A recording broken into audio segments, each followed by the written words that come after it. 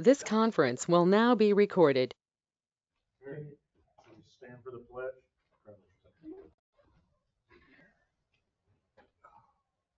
Allegiance to the flag of the United States of America, and to the republic for which it stands, one nation, under God, indivisible, with liberty and justice for all. All right. So nothing on the agenda tonight besides fun. Cool. Yeah, pizza and wings. And soda. Chocolate chip cookies. Medium and mine. The mild is quite good. The regulars are not gonna be happy that aren't here. I know. Hey, we invited them.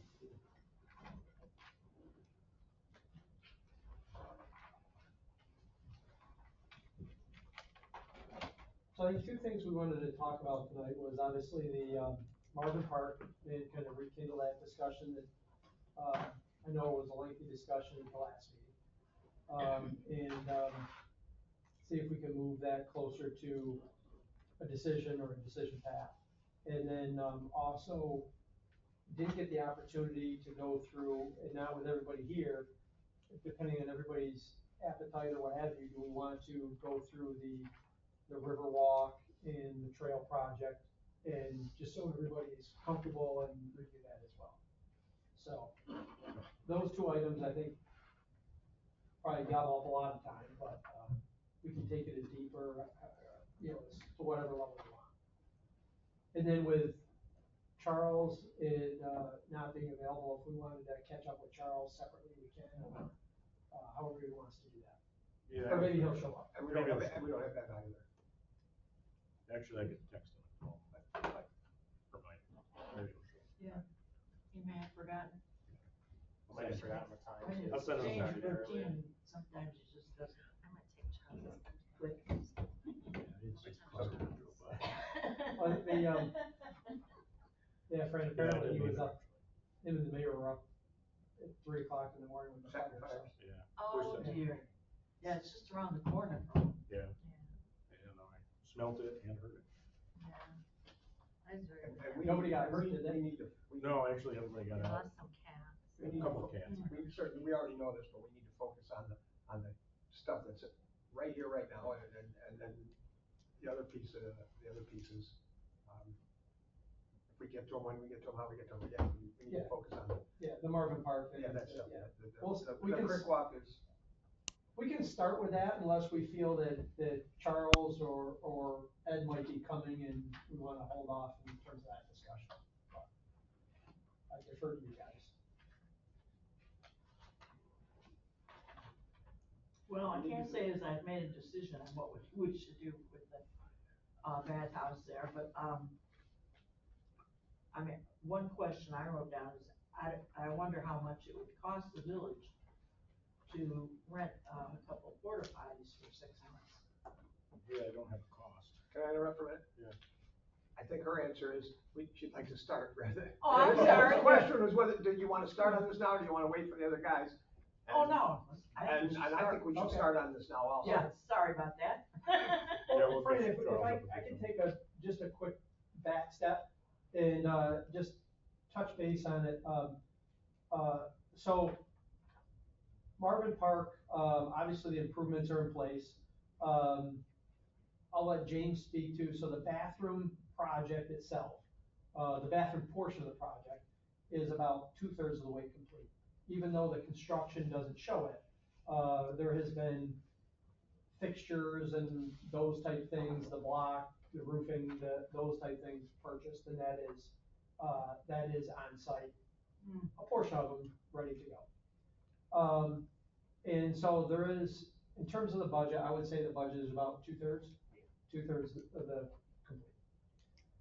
So with that being said, then we look, obviously, we discussed some of the options. And some of the options, I think the two most practical ones outside of not doing any new porta potties, was utilizing the pool bathroom, and then, doing a bathroom here, which is, with obviously some modifications. And those modifications would be wet or dry proofing, pursuit of variance, things of that nature. So even if you decided to say, okay, the wet proofing and dry proofing makes sense, there obviously still is a discretionary variance process that has to take place. And that would be through the zoning board and then through the state board. We've had discussions, not necessarily with the local zoning board, but we have had discussions with the state board, and there is very similar instances and precedents been set that the head of the state board has indicated that this could likely be handled administratively, and they don't see an issue because of some of the precedents been set on very similar situations, that this would be an issue on the state variance level. So that is just some of the review that we've done.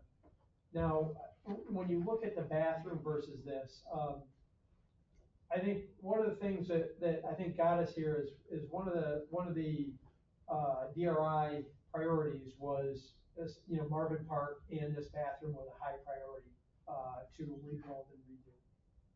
Given the height of the flood water in the park, and I'm not saying this is a great situation at all, but when you have the park, as I mentioned before, and you gather people there, again, it's much better than having, more Weitzmans or more industrial facilities or more residential over there. So a park in a fairground or a park area is probably a good use of floodplain. And when in talking with FEMA and others, when we started looking at it, they're like, well, when you bring people together in that quantity, whether it's through amenities of a playground or pickleball or a pool or just a fair, you need to have bathroom facilities. And so they've indicated that, they look upon this as, okay, knowing you have to provide ADA accessibility and, it needs to be accessible to the people who need to use it and not way up in the air, that it's practical to have this situation. The one thing that we haven't been able to get answers for, we've reached out this week or over the past week, I should say, to FEMA and Army Corps of Engineers. Some of you may be familiar with this.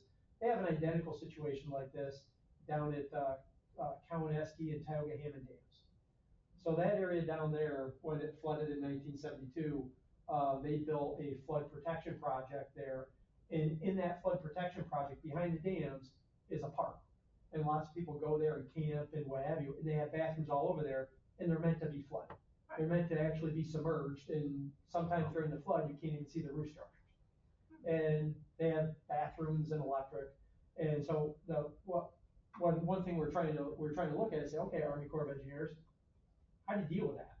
Because you just replace the electric every time when it floods, because it's not like you can flood-proof it there. They're completely underwater.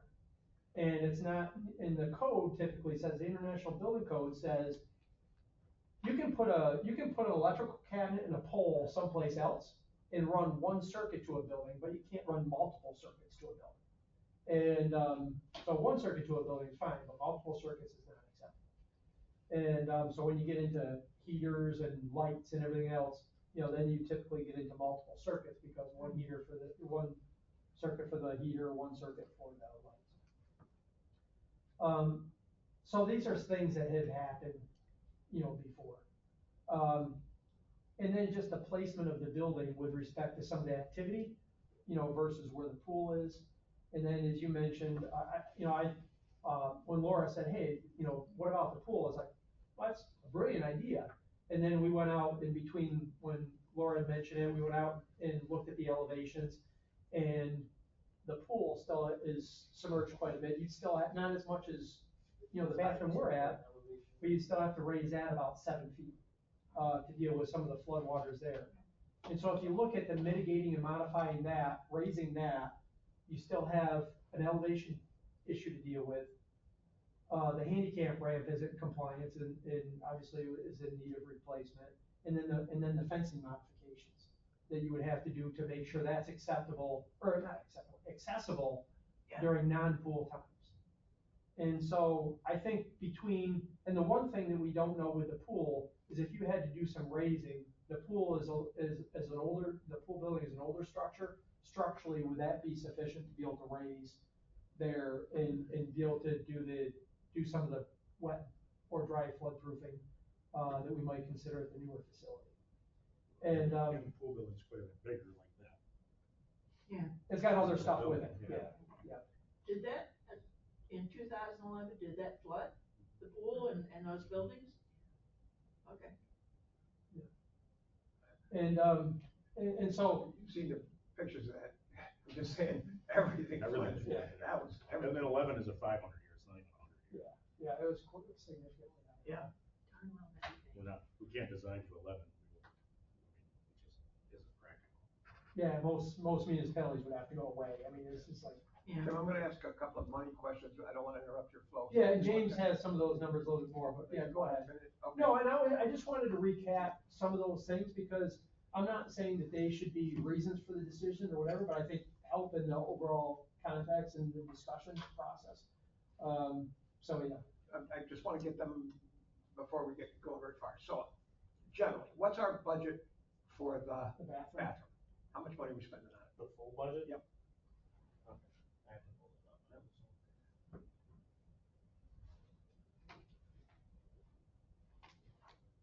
Who brought the cookies? I did. Oh, did you? Oh, There are no nuts in them. no, that's, yeah. Just, I don't bring those to events. It's funny you mention, I have a daughter that's allergic to nuts, and, every place you go, you're always asking, you'd be surprised how few people know what's in the food. I And worked you always- in Oh, the yeah. schools Yeah, for my wife was 37 sick, years. thank you. Yeah. It's amazing that people Even just take it asked, for we granted. went to the Blue Dolphin one time, are there any nuts in this Danish? No. She Full took of one them, huh? bite and started blowing up. Oh, Like, there's nuts in here. yeah, Well, I didn't know. yeah, Why'd you tell us no then? yeah. And Well, it it could be might such a not even catastrophic be, it could decision. be made in the same kitchen where there are. Right, yeah. Yeah. no, You- some people Yeah, are you really have to be quick. really careful. Yeah. There's gluten and dairy in them, and chocolate. but I would love, I'd dig in, that'd be the first, I'd give them up for letting my probably. They Oh, might- I've heard. How about pizza and wings, you give me that? No, I had pizza. So I mean, I'll tell you roughly, that is How much, yeah, 500,000. 500,000 for So the thing? it's 450 for the structure, for the, for Streeter's portion of it. Yeah. And then you've got, 50 to 100,000 for the plumbing and the electrical. Okay, I have the exact numbers here. that's generally what I know. All right, so when you say that we're committed in some manner or form to 2/3, does that mean if we cancel that project or whatever we did, are we on the hook for the 500? Are we on the hook for 2/3? You said something about 2/3 and we have 2/3 of the stuff. What would, So I think that's, while James pulls that up, Rusty, those are items like they purchase and move the block over. Yep. And so they've gotten paid for stored materials, they've gotten paid for bonds and insurances, things of that nature. And so that's where that amount comes into play. but you know what I'm asking? What I'm asking is Yeah. if we stop right now, cut it out, you're done, what do we owe you? Be 2/3 of the 500,000. Well, I don't know. But I think some of that you've already paid is part of the overall, Well, but we're not prior- getting it back. Demolition. yeah, that you wouldn't get back, right? Yeah. You Well, I mean, we've already paid. you bought for it. several pallets of block. So Rusty, I do you want to know if then we have to pay that amount back? Is that what you mean? No, it's how much you wouldn't be able to But that money's allocate somewhere gone. else. Oh, that money's Right. gone, okay. So, but we're still not getting to my, we're not getting there, I want Yeah, a pretty good and- idea. If we stop with what we paid them, what we owe them, what we're obligated to pay them, what we don't have to pay them, what we spend on materials, what we spend on labor, blah, blah, blah, all that together, what have we put in and So the are one, obligated? yeah, so the one thing is, I mean, there's still a lot of work to be done, and there's a value in that, and if it's not done, then that money wouldn't be spent, you wouldn't pay for that, and that money would be, it's not the 500,000, it's definitely something less than that. You know, I'd probably go out on a limb, say 150,000, somewhere in that range. Is how much However, we would have to. you'd probably have remaining, We'd lose. you'd have remaining that you could use elsewhere. So that is about 2/3. Yeah, so, The only thing that I don't know that's built into there is the anticipated profit that a company who built in the project, that if it's canceled, they typically have a right to that. sure, And so I don't know how much that would come off of that potentially to say, okay, there's a piece of that. Is it 110, is it 140, or is it the full, roughly around 150? But these are some general numbers, and I know James has it, but it's just a matter of pulling it out. The reason. We're probably already 375,000 into it Correct. at this point. So So the reason that's important is as we're talking about, reasons to do something, or why we might wanna do something, or what we're gonna do, if we were 50 grand into this and we're gonna get 450 of that money to use somewhere else, that's one thought process. Drastically different. That's a thought process. But if we're talking about, oh, maybe we're gonna put, porta potties there, well, we're not gonna put them there so we can have that money to use for something else.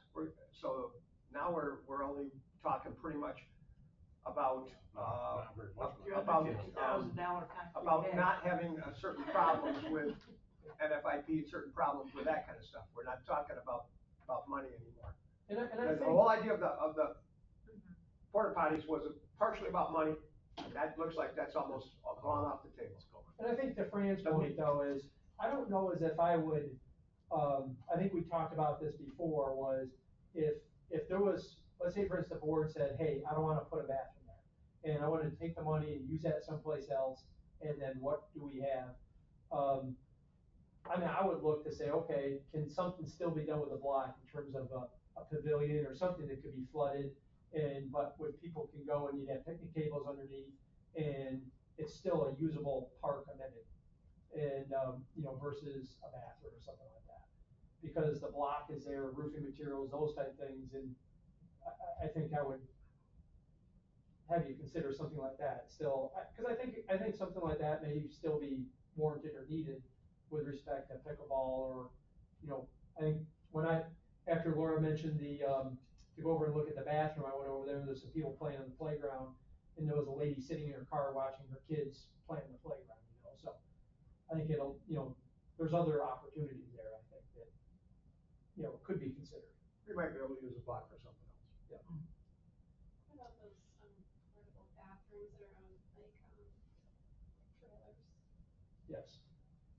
Like, if we were having an event or whatever, that we would have that, something maybe. And a lot of times I think, do you guys have the vendors supply those? And not vendors, but like if you have somebody renting or using the park, or do they If they take care of use all like that? the fair side of the park, yes. Like the fair brings in porta johns, if they have an event over there, they bring in extra bathrooms, Yeah. basically. Did we have the monster trucks bringing bathrooms? I don't remember. Yeah. Yeah, I think they did. But so if we rent it out, we Yeah. try to get somebody to bring in. I don't know the expense of those, or, Yeah, I don't know how much they cost. I do know that a lot of times, I'm not sure what the accessibility of those are, in terms of, I don't know if they're planned, the ones I've seen before typically have stairs up to them that, aren't necessarily accessible to all, but. And I don't know how much they cost in general, because I mean, we have a full-blown sewer department, back trucks, and, I mean, we could have our own technically, to rent, but. Yeah. But then we'd have to clean them and all that kind of stuff. Yeah, maintain them constantly. But we gotta clean the bathroom too, so. Exactly. They are. So we're already committed 375, something like that. Right. Yeah, I didn't bring my papers with me. As far as raising this, and bringing it up to FEMA standards, what's the additional cost over the original 500,000? That we're anticipating it, and there's been some brief discussion with the contractor, what have you, but the goal is less than 50,000. Less than 50. Right. And there is room in the budget for that. Yeah, there's the contingency money, but that blows, I'm not gonna say blows, but that uses the contingency money basically for the whole project. James, is there, Right. is that true? Yeah. Okay. So if we run into something else at the Something skate else park down the road. or whatever, then we're gonna have to come up with some money. We need Charles here. Yeah. Because the reason we need Charles here is because then I'll make my thing, come on, let's get rid of that skateboard park, 25 times, we need Charles here to say, that's for the kids, you can't get rid of that. Yeah, no, we need it. It gets used all the That's time. used a lot, and it's a unique It thing. is that- used a lot, as much as the playground area. Okay. I've been That's not sitting what my over there spots tell watching me. before. We have there's 500 playgrounds around, and there's only one skate park. Yeah. And that's the only one I know of, all the way to Binghamton. Yeah. Or Elmira on the other side. Right. I don't know if there's any in the valley. Maybe I don't know of them, because I'm not a I mean, skateboarder dude. maybe but- we don't have the money to approve it, but we can't just take it out. Huh? Huh? We're gonna take it out. Yeah. But if something No, does we weren't come gonna up, take it out. Well, I mean, I think you know, obviously there's molding or alternates or things of that nature, which you can consider with, you know, trying to make it as flexible as possible between now and the construction. but if something does come up during construction, you know, in any part of the park, whether it's a skateboard park, the playground, the sign, whatever is left, Contingency. we won't have a lot of contingency money left. So that's the risk, really. So I got a question too about the 50,000. And of course I got just what we looked at. Is the 50,000 to, well, obviously it's not to build it up 9 feet, because that's not what we're doing. It's just to, wet-proof the bottom and put the utilities up higher and make it taller, at the top of it taller, so we can put utilities in. Is that what we were talking about? Mainly just bringing it up to bring the utilities. The bathroom was already designed to be wet. Wet-proof it, so we're leaving it where it is, we're gonna wet-proof it, and we're gonna try to do something with the utilities higher. Yeah. And that's the 50 grand. There's our money. So that's- And that would satisfy FEMA. Charles is feeling a little bit like that today. That will satisfy the state. He's probably That'll tired. satisfy the state. I heard, we heard about your midnight endeavor. What time does it start? Six. Have a cookie or two, you'll You're feel fine. better. You're getting some Sorry, I got absorbed in Oppenheimer. Oh, did you put it in work? No, Okay. but I should. 3 hours of my time I can never get back. You got pizza, wings, cookies? Okay. Well, you just watched the movie. I've seen it before, but I've seen it in blurry vision. It was a bootleg version. Yeah. When it first came out, so I had to watch it again in its entirety. I know, right? Okay, now, with the improvements that we may make to the bathroom areas, now, do we have handicap ramps that would go maybe like 2 sides of the building up to the entrance? So you're saying like if you wanted to raise the building? So the $50,000 option doesn't raise the building. Right. It raises the utilities, the electrical panel, the water heater. Okay, but it doesn't include handicap ramps. The building that they're building now is handicapped accessible. It's the same as the Yeah. old building. The $500,000 project bid is a handicapped accessible building, so it has All right. all the ramps Good. in that bid.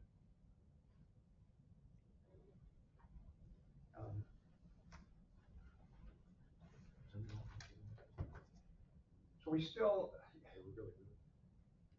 so we've got 2 or 3 things.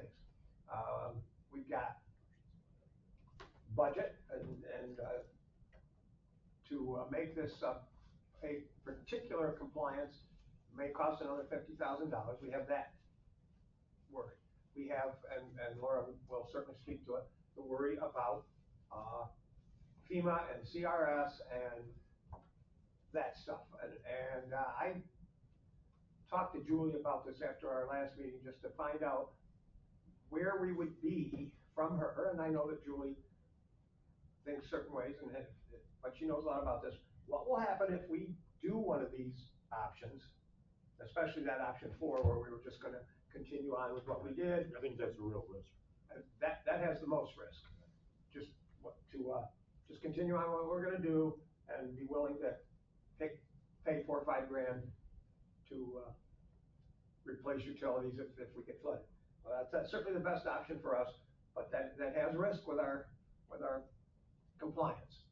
And I think the risk there is coming back 2 years later and then making us do something when we don't have DRI money to do it.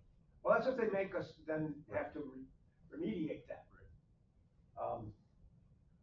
That's my fear. But then the next question is, if we do option 3, which is the $50,000, let's assume it's $50,000, moving the utilities up, is that going to satisfy Is it? the FEMA and NFIP and the rest of it? And I don't know, do you know more about this? Of course you do, but. Well, the elevation would be a big problem, because like the example that you gave is a place that has a dam, so there's there's like, particular rules that are, and like knowledge they have that are, they're just applying because of that situation, that there's a dam there, and that's gonna raise and lower the levels, and they're controlling it, and they have like a plan, right? And we don't have, plan of action for, Yeah, I think my point was they're still bound by, all the same building codes and same FEMA and same Army Corps of Engineers. Charles, before you got here, I was just mentioning that, I'm not sure if you're familiar, but after the 72 floods, they built the Tioga Hammond dams out in Pennsylvania to mitigate flooding this way. And on the upstream side of the dams where all the water is impounded to try to save, I don't know, Elmira, Waverly, those areas, they'll back water up, and it's a park, and they actually, there's a number of bathrooms there that have lighting, have heat, have, heated water, and they'll flood those, to the point where flood water could just go over the roof. And, it's just part of their flood, it's in the flood area, when they back water up. And, so I just mentioned that has happened. They're Again. flooding on purpose. Yeah, they They're do doing it, it, they're they doing do it it. on purpose, and they built them there knowing that they would get flooded, it's a known thing. they're saving millions of dollars, billions of Oh, sure. dollars downstream, so they, but they have, that's a flood control project, Right. And, so I have talked to, there's a lady who typically does audits for FEMA that I tried to get hold with, last week on CRS projects. And, Gina Augusta, and I wasn't able to get a hold of her and get any decision out of her from an audit perspective. And, however, I have talked with numerous communities that are in the CRS program, and I've talked with, I think a lady who, I know that, Julie Nurchi has reached out on several occasions, Janet Thigpen, who is a floodplain coordinator, for multiple counties, and run it by her. The three communities that I reached out to with respect to their CRS program and asked their code enforcement officer specifically about this, and Janet Thigpen, who is a floodplain coordinator for at least Chemung County, and I'm not sure if she does other counties as well. I believe she does because she has an office in Steuben County. All of them have indicated that the issuance of a variance and construction of this would not have a detriment or an adverse impact on the CRS scoring for the village. And, so that was their input.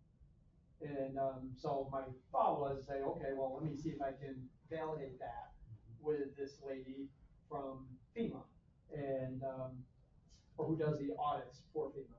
And, just haven't been able to, yeah. They only give out email, and none of them have the phone, I don't think. And so, you hope that your email goes and they're receiving it, or, it goes in spam, you're out of luck. Very rarely does a government official want to give a definitive answer to things like that, so. Well, I don't think, I think, just, giving an answer on things that may have already taken place that are similar in nature, That could be done. Yeah. So, Yeah. speaking with, I'm just, no, Go ahead. but speaking with Julie the other day, and Julie's our lead on all this stuff, and she knows more about it than any of us do.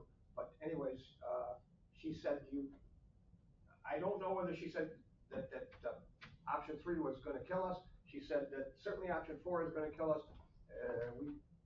We wanna dance very lightly, and the way I choose to say it is, if we do certain things, we're just starting out, we are at the top of the pile because we're disadvantaged and we have this and we don't have that, all the things that are good for us.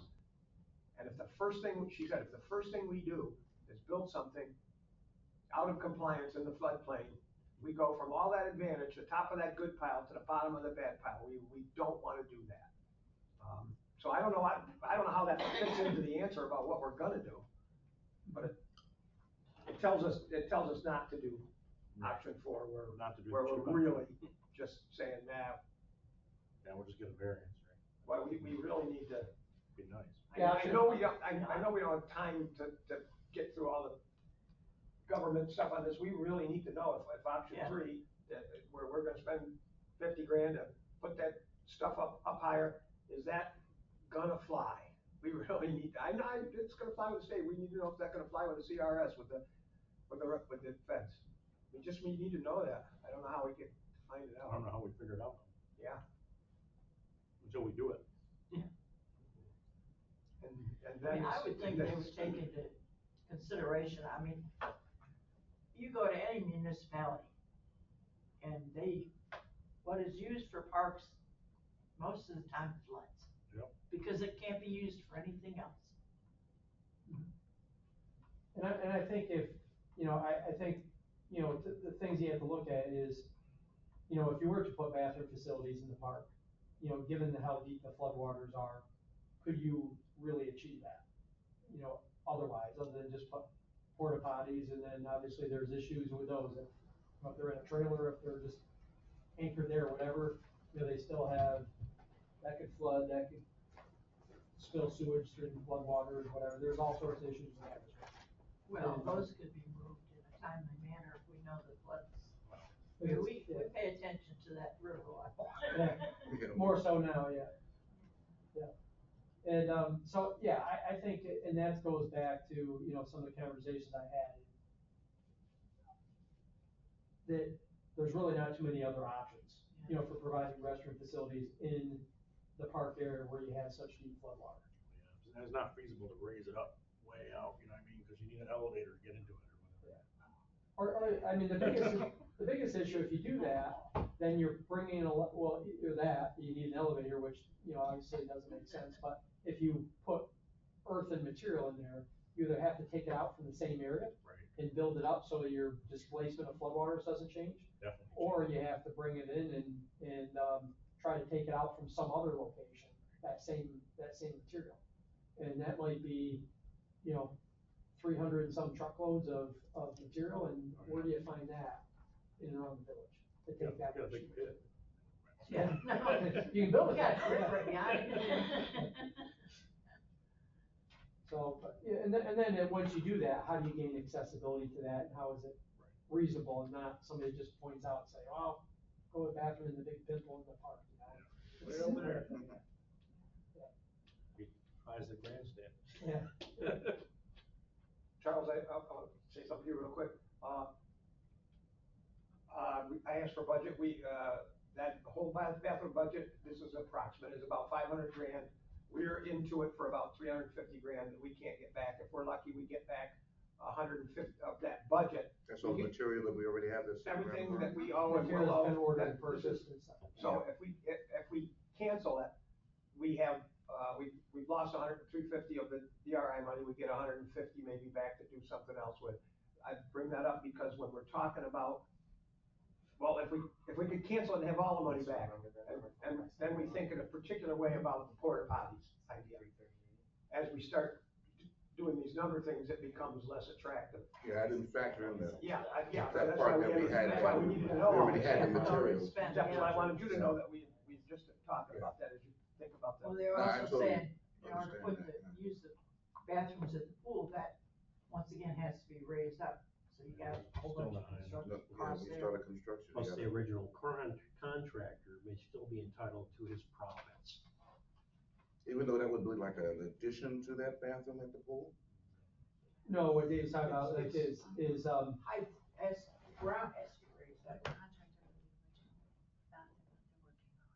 with the original bathroom that they're working on, you may be liable to give money to some of the contractors. if you cancel that, they have profits built into it that, they would claim they're rightfully entitled to, because they. Which might anticipate eat finishing. some more of that 150 than we might get back.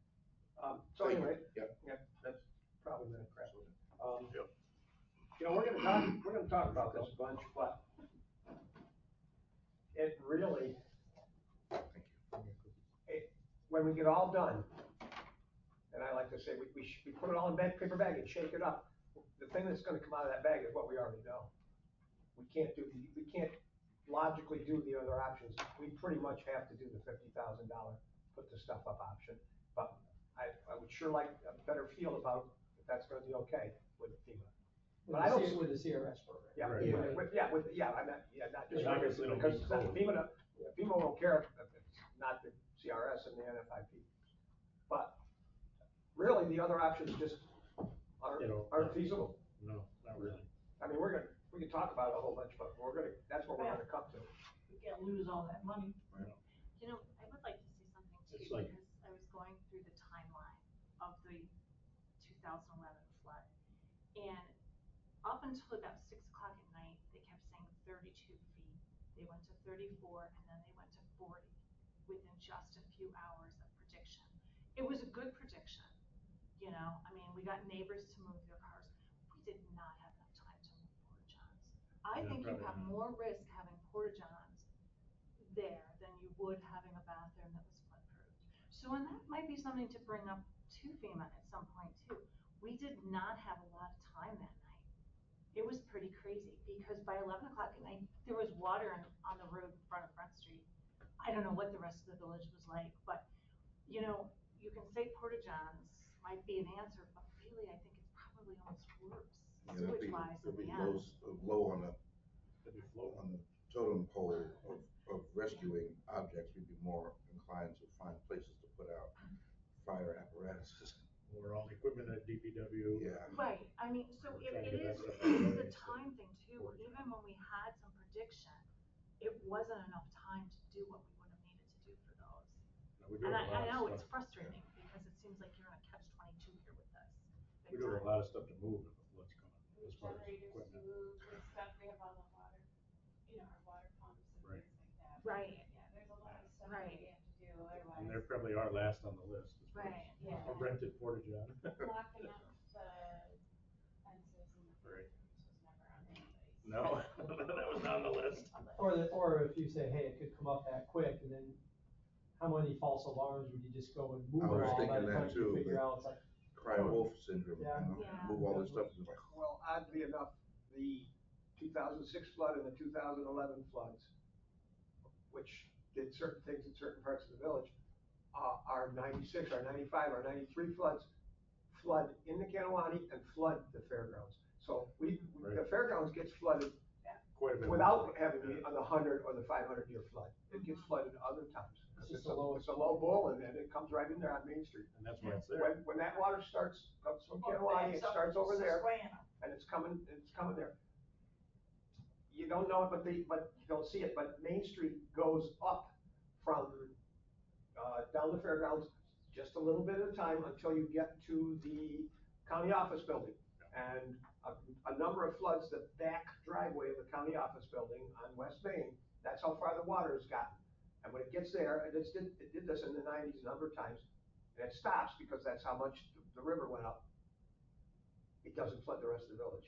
But if it goes past there, it then goes into the backyards on McMaster Street and it goes down into the Liberty Street Mall. That's when you get the 2006 flood. I'm saying all this flood stuff. So we have more than just those two great big floods when we're playing with the fairgrounds. We had the fairgrounds there to contain that water. And that takes a bunch of it. Yeah. So anyway, so, Some yeah, purpose. Yeah. Or just whether for there's some information. structures there. Just for information, that's all. Houses. That's gonna flood more often. and how'd you deal with the old bathroom? I mean, was that something that, it flooded and you just went in there, hosed it out? Yeah, we didn't have heat or electric in there, did we? There was no heat. There might have been lights. The Do water. you have hot water? I don't think so. No. Because it wasn't, we closed in the winter. We shut the water off to the whole park in the winter. Did they have lights? I don't think they I had don't lights. think so. Might not have even had electric. No, I don't think so. Yeah. it had high windows. There's a thing we had to take down off. I'm sorry, I had the Well, old 'cause they had pictures, cameras. I was just looking at there, there's only one line, maybe that was just to Yeah. power the security on the outside. Yeah. Security on the There was bathroom. there was a Like camera cameras. on the Oh, bathroom. yeah. That wasn't for the bathroom, but On the I outside. thought we had. Outside of the building. it might have. I lights. remember having lights. But that would be That's about sure it. to them. He says, I don't know, I don't know what Okay. change the regulations are. We have to have electrical, right? And we have to have heated water, right? Yes. Well, if you have water, you gotta have, the Yeah. code says you gotta have good water. I mean, that original bathroom was built probably with the power. I don't think the bathrooms in the pool have heaters. What, do they, for 1970. the, I mean, Sinks. from my understanding, the For the bathroom sinks? was in operation, Showers, operational, they right? Oh, yeah, How for the long- shower, Not currently, it was out of operation maybe a Correct. year, I know themselves, Yeah. but I know people. and that was more our decision because we knew DRI was coming. Like, we could have fixed it, but it only when it did operate, it only operated during the summer. Yeah. We completely shut the water off when it got cold over there. Yeah, Mhm. building code doesn't. 1970 was the pool. 1975 was a finished shed. 1980 was a finished shed. 85 was a pole barn. Lauren, do you I know mean, if any, It definitely had an any electrical setup for like panel with solar refrigerators. powered heated water? I have like, just did. That would be the only, it didn't have a Water heaters No. have a huge, like even if you do a point of use, or they're a huge energy draw. And, I mean, solar, I don't know if solar would be able to keep up with that. We did look at, point of use heating for the water as well. And I mean, you're only talking about a 6-inch difference in size wise between the water heater we picked out is designed to be fit under a cabinet sink or in a small cupboard above a toilet kind of thing. Like, we didn't pick out, this monster to be, gone up there. We still need to, I mean, you think about it in terms of 8-course block, you can't even get 1 course out of, if we had reduced that to the on-demand one. and it's more expensive to maintain the on-demand one. I don't know that 100%. I'm gonna say it is, cause our village water has a ton of line in it. Okay. I replace my water heater elements every year. There would definitely be a higher cost to the installation part of it because of the additional electrical, the additional plumbing is a little bit more complicated. But yeah, I mean, I And if trust you you. try that, I mean, you're gonna be replacing the whole thing probably. Yeah. Not just a $50 element. From the Riverwalk. Yeah, but it's crazy to have that running 24/7. Well, All only run season. when it gets drained. On the Riverwalk, we can put money in the Gateway building has a bathroom that was built to be a public bathroom. Could we make an arrangement to have the DRI have us, have that become a more open public bathroom? As far as, well, I know, so that's been looked at before. The problem is the private building. And the private building doesn't want it to be a public bed. Well, they want help paying for it. If you're saying if you bought it with DRI funds.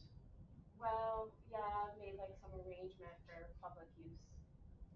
So they wanted like, relief from sewer.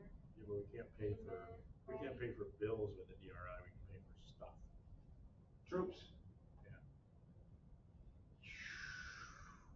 Well, Wakefield, can we focus on the bathroom? Not the, I think, were you saying, is that an It's a- option to it's a- potentially substitute for this? Is that what you're saying? Yeah, it's another bathroom that's, high enough, already built.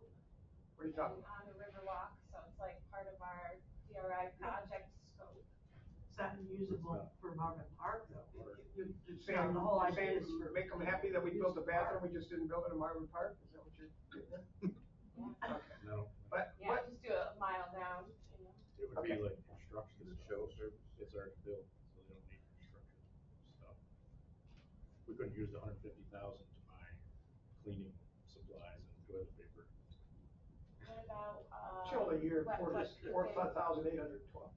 What about not raising the pool bathroom, but wet flood proofing it? Because it's already higher. We would be doing more of better than, leaving it down so low. We'd be, It'd be more than $150,000, I can tell you that. There's the potential that you wouldn't have to, raise up that building, but you have to go through a whole another analysis to make sure that it's structurally sound for the hydrostatic pressures to claim that it is, wet flood proof able, like with the vents and stuff. You'd have to look at the vents and everything. And then if there is any electrical in that building that is within it, it will have to be raised There up. definitely is. But A lot of it'll stuff in there still leave for us, the pool. it'll still leave us with all that material we already found. so, but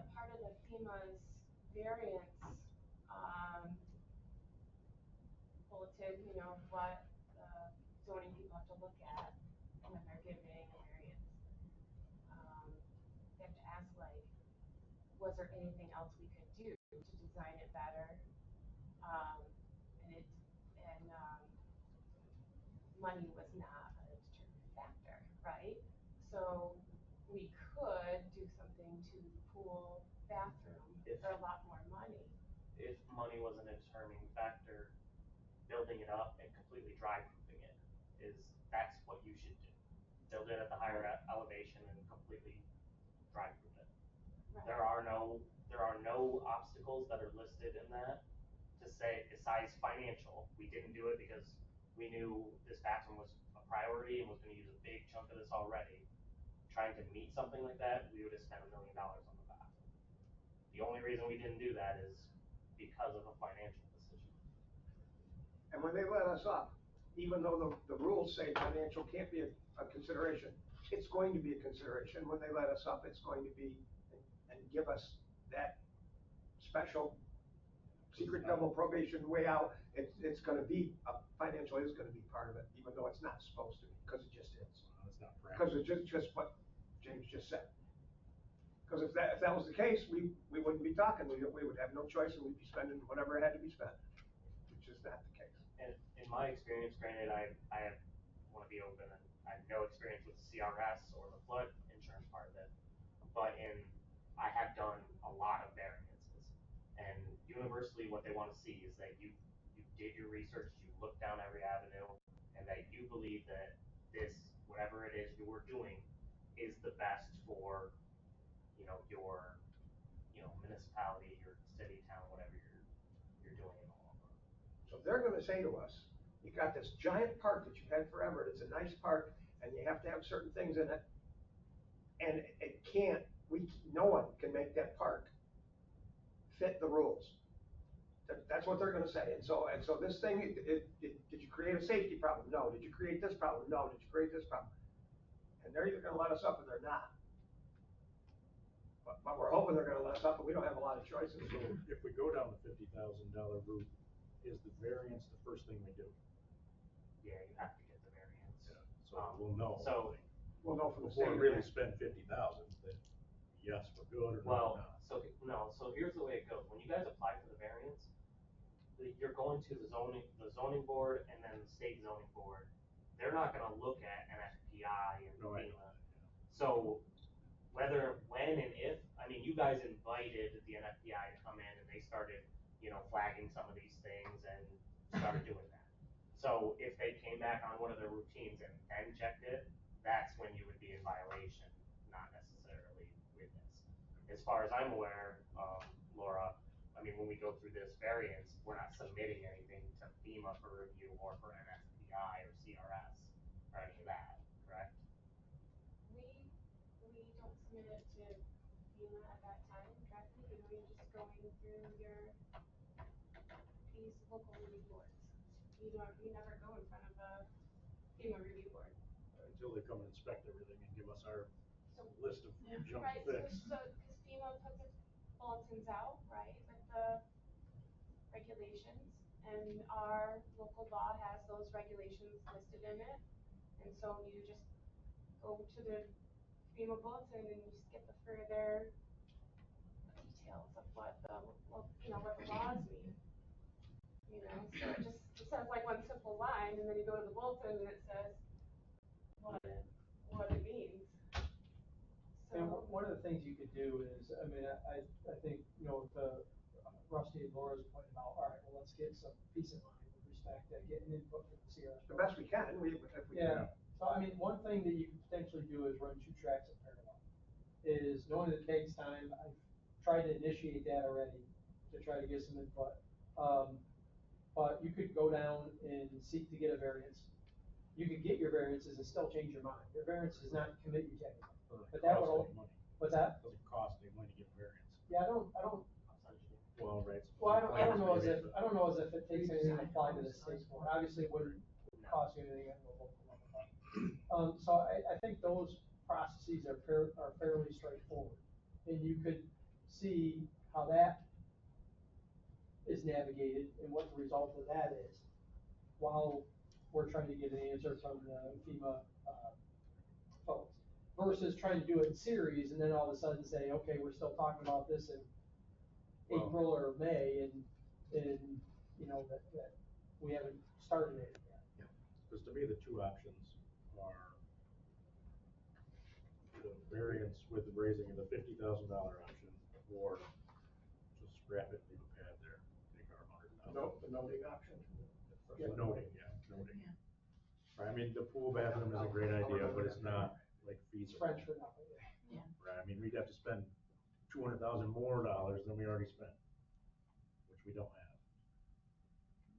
Or more, maybe, to do the pool option. You're talking big fence and putting flood vents in there and We're talking new raising handicap utilities ramp, we're and- talking, I imagine that's. That would be a significant add. That's gonna be a, Beyond what you've already. and if you can picture the if you can picture the bathrooms in there. Well, that's the thing. That's all brand new, you gotta do it, it's gonna be all. That's the thing, you can't Like really building do a a whole minor door. update, is as soon as you touch Once you it. touch it, it's gonna, Yeah, put it in a with different, former standards, you have to come Yeah. with today's.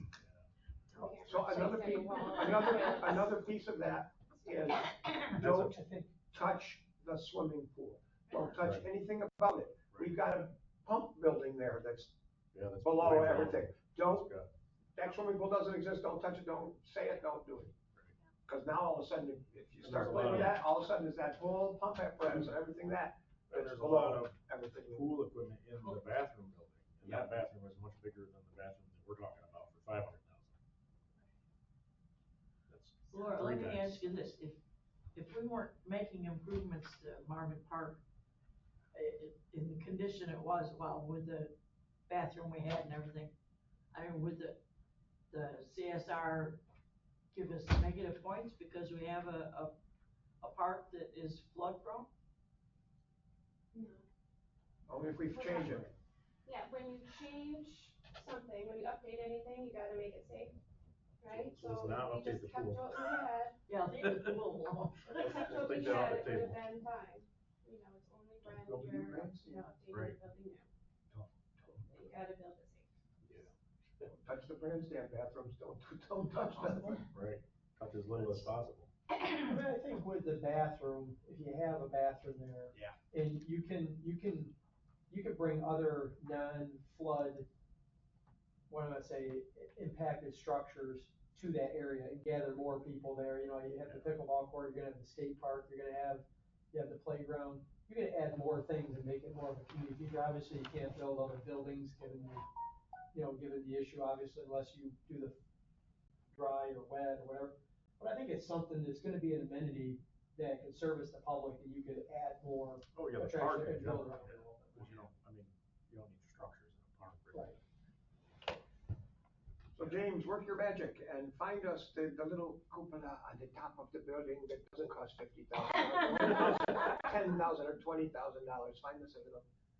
Well, I mean, Fred did have some thoughts, and so. And he said about, yeah, make it smaller, you don't have to build up this way in from the inside or whatever, there's ways and means to. So we started looking at some of those, and if there's any way, and again, the contractor may say, hey, I can do it for this, or I could change this up. And if there's different ideas and we could do it for 30,000, great. You know, that would be the objective, yeah. So Amish people right up the road, they can build us a cupola. Yeah. And then we don't have to worry about the electricity. Yeah, right? You just have to buy it there and have them, they can't do anything on site. Right, They don't pay right. for that anyway, and they don't earn it. Now, the building that you tore down, it had an outside spigot that DPW could turn on and off to use, will there be that outdoor spigot on the new building? Like 2 indoor, 1 in each bathroom. To be able to wash the building down. Yeah, Yeah, so Yeah, we'll that have was to- requested by Fred, that's in the design. okay. And that does have a water service to it that was coordinated with your local water company. Right. They, that could be, that's protected. So if it is flooded, they have a backflow prevention device that doesn't allow Right. contamination of the water system. So if you don't make a decision, if you guys just say, go ahead and start the variance process, I think that, I don't know why you didn't think of that last time, but we could just start the ball rolling and try to. I think that's the best plan. Yeah. That's why. Well, I agree But with we're gonna Rusty, get I the think, variances. I Well, think we we'll need get to 'em, look yeah. at option three, But we need to really check the out amount of money we're. what CRS, Could we be want losing right now. on Well, that's the other piece. Because we don't want this to come back a year from now and bite us. I mean, keep in mind, it will be a very nice bathroom. And so you will have something that's nice and complementary to the park. Yeah. And unfortunately. It's gonna be lockable, right? Yeah. Yeah, up to this point, with all the DRI money we have, like, Remember I wanted really iron not a gates. lot to Like show. the ones down at Myron You know? Prison, you got I them think we doors owe up it to there. the community to at least Get give with them the prison, something 'cause we need some. that they can use.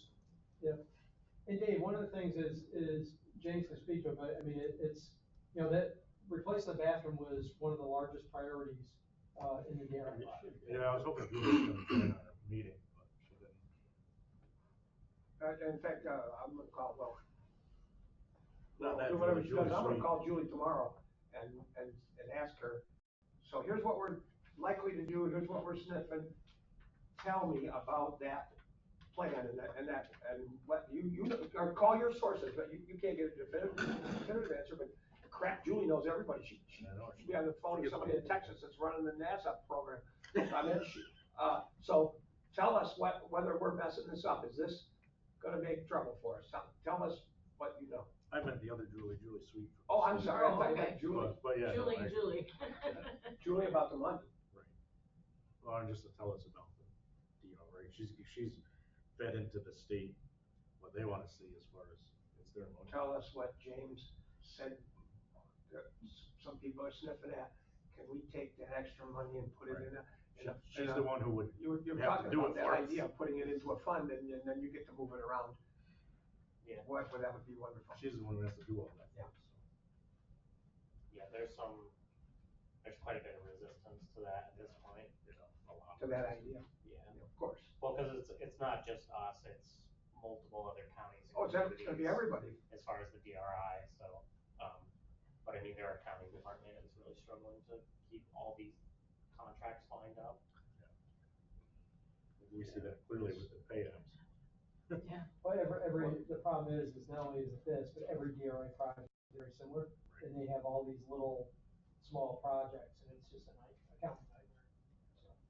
And when they let us do that and take it out of here and put it in here, they've just given us control of all that stuff that they wouldn't give us in the beginning. They don't wanna do that. It's the state's money, not our money. Okay, well, we can start that, and then, I and guess again, everybody I think agreement the for that? process doesn't Yeah. commit anybody to anything, and at least starts things moving and.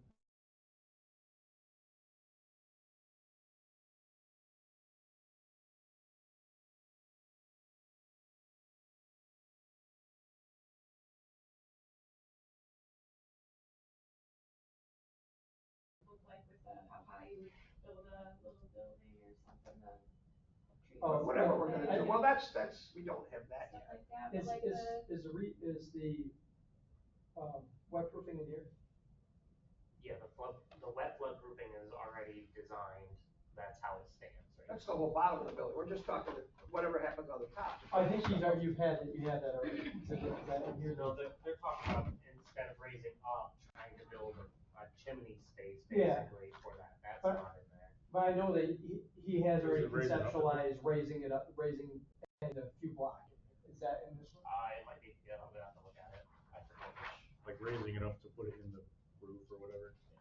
I'm not quite You sure. could, if you go right to the structural plans, you'll see it has Mike, the structural plan's not even in there. one of the Because things, isn't gonna be able to review it yet. Well, right, they're gonna need prints or something. one of the things that It we, looks like it just that was Laura, civil stuff I got. one of the things that, these guys are talking to each other. One of the things that Is it on Laura, your draft? one of the things that Laura, No, but it's right here, actually. one of the things that Laura asks, and I quite often ask is, when did we vote to do that? When did we decide that? So I'd be comfortable with us making some kind of a motion, especially since we don't have any minutes for this meeting. So I don't care what kind of a motion it is, but some kind of a motion. I gotta write it down. So that later when somebody asks or we ask, well, we never voted to do that, just the idea, oh, does everybody think that's a good idea? Oh, we'll do that. I wouldn't mind having a motion of some sort, so we can say, yes, we did, we voted to do that. Even if it's to have them So I gotta take notes. move along on this File play, or appropriate Explorer, or rates. whatever it is. So Rusty, the two things that I would recommend is you advance the local zoning code variance as well as the New York State, code office variance. So, yeah, I'm not making the motion yet. Yeah, I mean, but those are the we're two going- things I we're would going to- recommend. We're going to, if we decide that's the motion, we would vote to do that exact thing, we're going to, advance, or whatever, language we use, we're gonna vote to ask the state for a variance and ask our zoning board for a variance. Something like that. Yeah, we can, but Ronnie doesn't wanna watch the whole meeting. So that's, whatever language we use, that would be a good thing that we voted to do that. We didn't necessarily, so how are we, but we're talking about timeline, how are we moving along on the timeline with our guys building the play? The thing, they wanna get moving, they wanna build it. But Yeah, you I don't want wanna them to start move today, right? I know we until don't, but- variances are done, so. Just tell me how we're doing on that. Very poorly. Very poorly, yeah. Like those guys, you're getting into the point to where, these guys are expected to Well, have option been done three with was what this we were sniffing at. in November, December, and now they're getting to the point where, well, they've been planning their construction season schedule, and they have several long-term commitments that they're getting into. So I mean, I'm not gonna say they're certainly not gonna not do it, but if we miss a window to get them to do this work, it could be a very long time before they come back to it. Yeah. And I'm sending you the structural drawings update. Okay, so the motion that I wrote out, if anybody likes it or would like to do it, is to advance the local zoning variance application and advance the state zoning variance application for option 3 of the Hunt proposal. I'll second that. Wait, on it, you wanted to know if somebody else wanted to tweak it or whatever. So, I mean, we're, I guess that advance is a word, but we want those variances. Right. We're asking for those variances. Well, whatever, however we say that, the board is voting to get those variances, whatever language we use. I think that would work. Okay. Moving along. And I would stress that, again, that even if you get the variances, or if you proceed, it's not committing you to anything. Right. That just says we're gonna try. Yeah, we haven't yet said we're gonna do that. You wouldn't. I'm coming back. It's not, you're not selecting a do nothing alternative, an option 1, option Yeah, we 2, didn't option pick it. 4, yeah. But We'll get James's going point, while we're waiting James's for- point is taken. We can do anything, but we can't have these variances take forever and ever. If we want our variance, our zoning board might not meet again for another month. So we don't wanna 27th. have this stuff follow.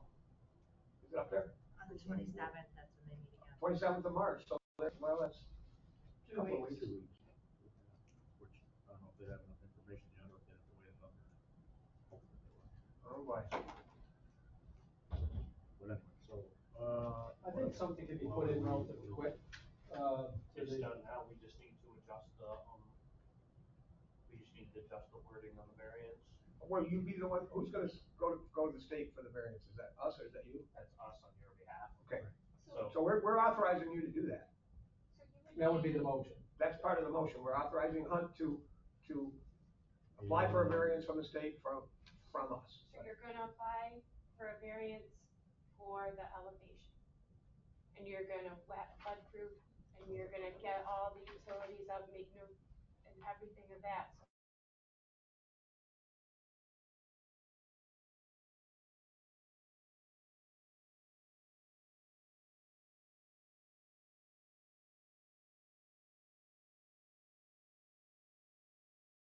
Section is the elevation. And that's where you're asking for the variances to put it below. Right. So you can't ask for a variance for the wet floodproofing, you have to. We're not asking, to have it, or what? What do you mean? they're pushing to have it, the only variance be for the wet flood proofing. Potentially spending this Well- 50,000 on raising the utilities. No, you're asking for a variance for the elevation. You're asking to build it. That was what At a I lower originally elevation. submitted.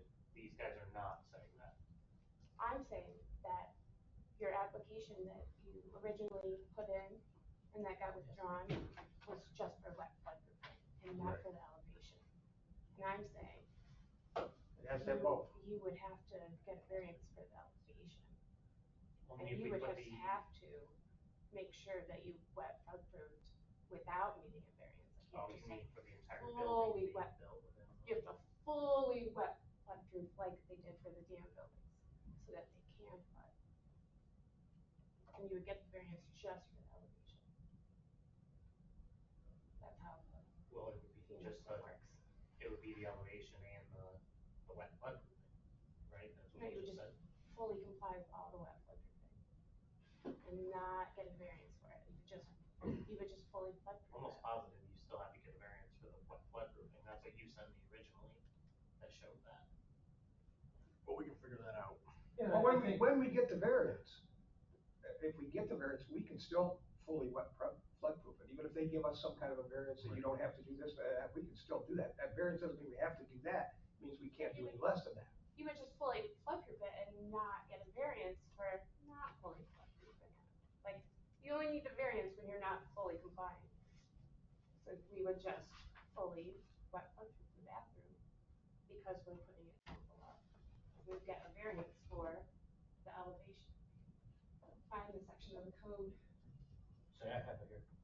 well, and but I think everybody's saying, I think We're all saying for the same option thing. 3, go after whatever variances have to be secured For option and 3, apply for There you those for go. both the Which is- local and the state.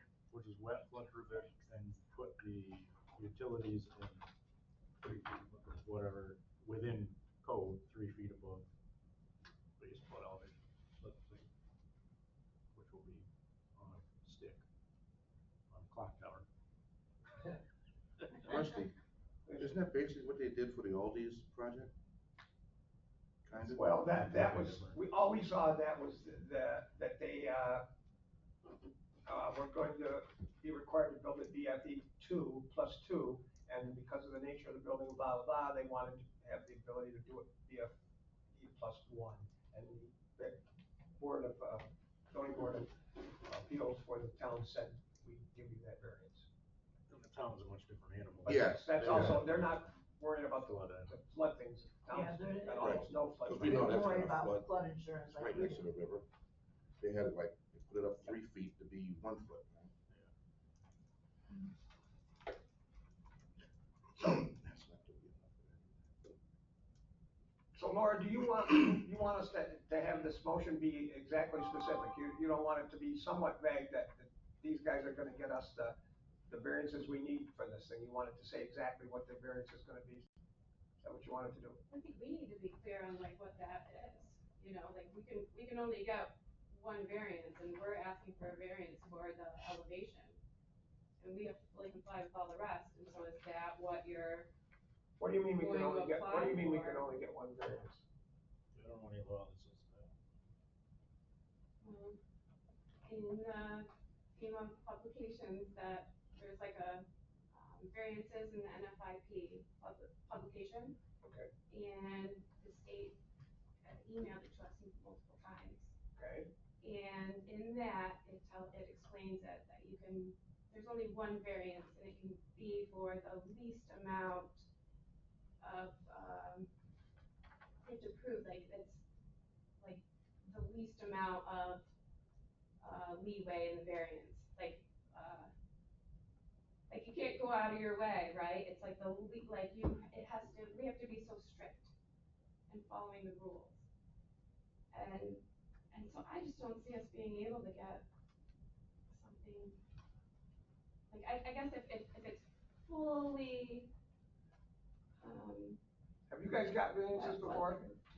These guys have got variances before. Yeah, so my They motion know how it says works, they've done it before, they know how to do it. authorize Hunt to apply for the appropriate variances, And I think it's just, whatever that means. I think, let's put the case forward, and at least that would help the decision process. I mean, if you get the variances, that's one thing, you don't get the variances, that's another thing. And you've already spoken to players in the state, so you get to speak to them again. The village has decided to go forward, you get to say the stuff out, so what exactly do we have to say or need? You get to have that conversation with these folks that you've already had conversations with. Yep. No, so I think it's general enough in nature that, you know, we'll pursue it and see how it shakes Report out. back. Yeah. Laura, I don't think it hurts you in any way. It just helps you from a time perspective. Laura, is this fitting for you, or what do you wanna? Well, You're saying they're very strict on how it's worded, as far as applying for the variance. Now, And would that's you what need you're asking us James to to do, come be- to our zoning meeting to Not ask to be vague, for the but to be variance? direct. Yes. Oh, yeah, we'd have to present it. Yeah, okay. We can't present ours on. Yeah. But whatever. Laura, So are we good with this motion? I don't know, Laura, you're not gonna be able to read some stuff that we don't understand and figure it out here. you can understand our local code, right? So within zone AO. This is our local code.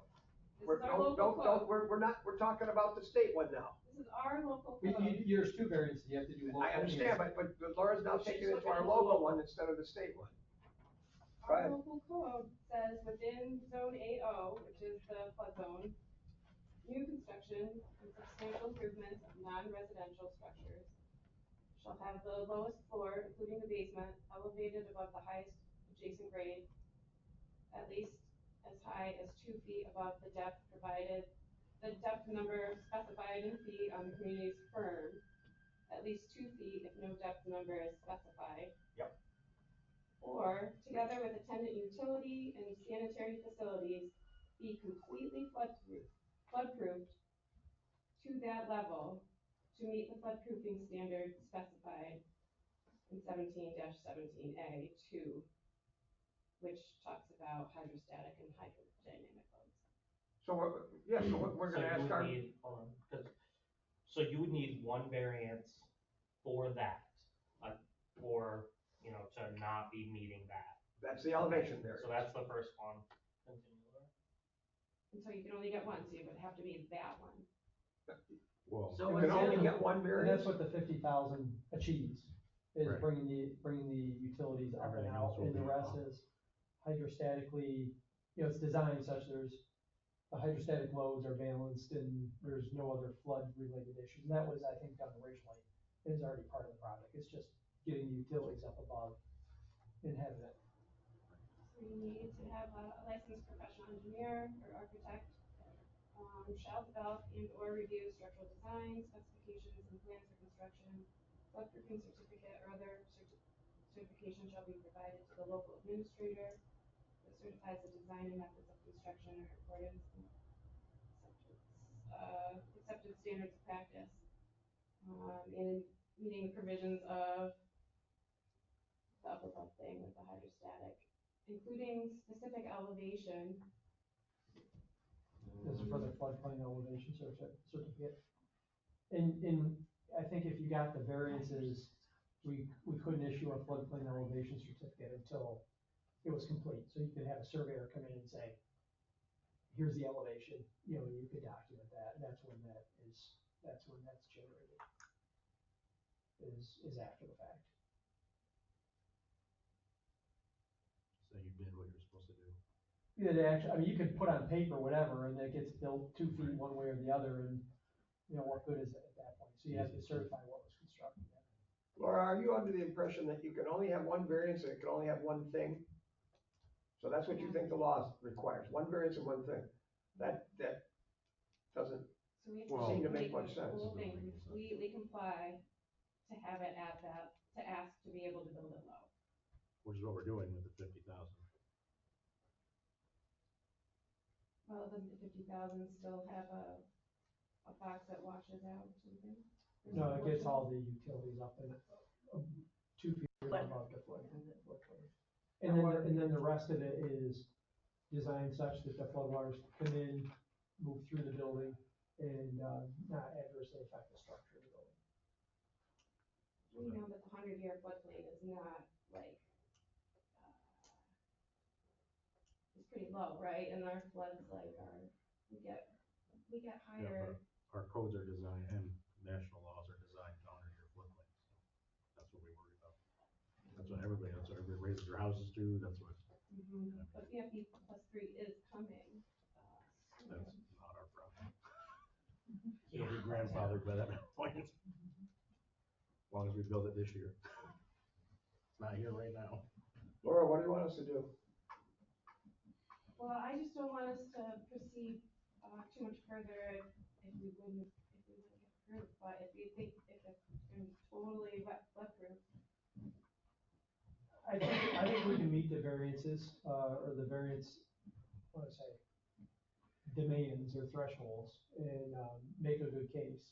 And then I think you just have to see how it shakes out, and just see if we get the variances, and then once, if we do, then you can make a more comfortable decision to say, okay, option 3 is now Well, compliant, hopefully- because we have the variances. Hopefully on that parallel track, we'll run what we're doing by somebody at CRS or whatever. Exactly. And they'll say, yeah, did the right That's thing. what we're gonna try to do. So our code officer is gonna go to school for, program, for 4 days, and it's April 1st through 4th. And once he gets more information there, they'll even know how to, put these through the office. Like, we don't have all the paperwork ready to be able to do these, so. Like, we kinda need a little bit of time.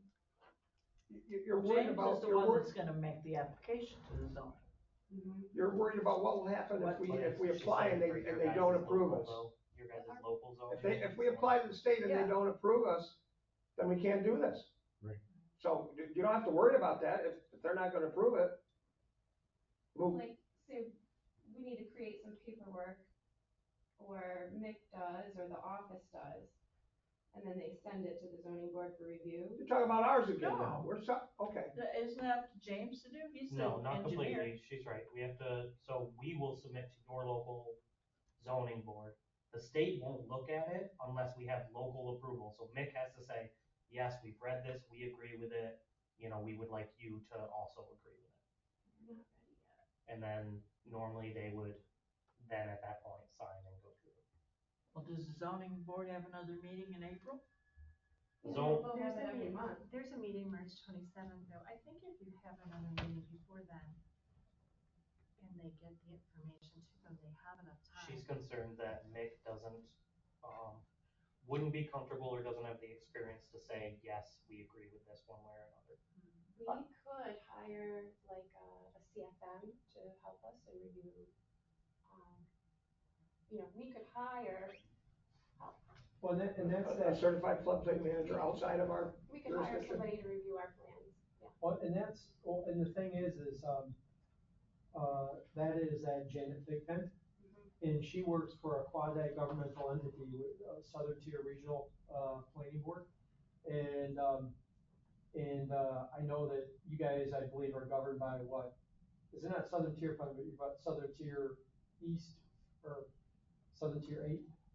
Yeah, we work with Southern Tier 8. Yeah, but they're all meshed, and I believe they would share resources. You may be able to get Janet Thigpen come out for a no cost to assist the village.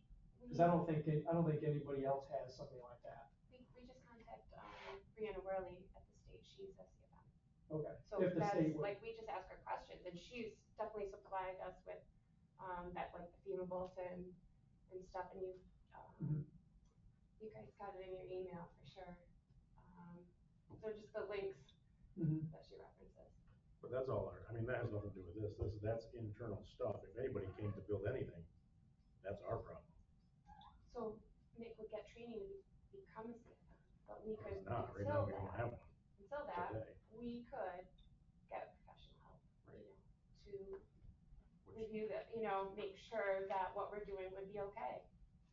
That we could get by, and meet whatever standards, like they would have already, gone to enough schooling to know these things, and to look at it, and get an analysis for where each thing is at each spot. That has nothing to do with the variance, that's our own problem. So that being said, It's our once again, responsibility to do don't- that. doesn't Hunt know how to do this stuff and done it before? So when we're going to ask them to move this along, what are we missing? I mean, you're talking about waiting another 6-7 weeks. Yeah, well, we could have the village do it right and have, And I think, throw our confidence. and I know Yeah. Mick is, I like Mick, and I know he's great, but I would assume this certification comes with a test. Yeah, And yeah, so there's a we're test. banking that he'll pass the test. Yeah. And, if he doesn't, then we're potentially pro law unless you get outside assistance. Yeah, so we got the grant last year, it was the Climate Smart Communities grant to hire, Jamie Bouchard from Barton and Lapidas, and she's a CFM.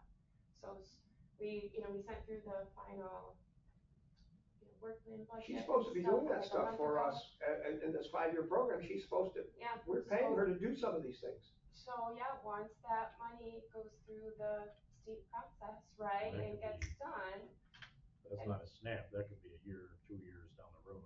right, well, we're already a year in, right, and we've submitted everything, and so we're just waiting for that. But once we have Jamie, she is a CFM, and we'll have her for the 25,000 a year for 5 years. We can't wait for her for this bathroom or any other project going on right now. So we to be honest. could, Did we start that 5-year timeline?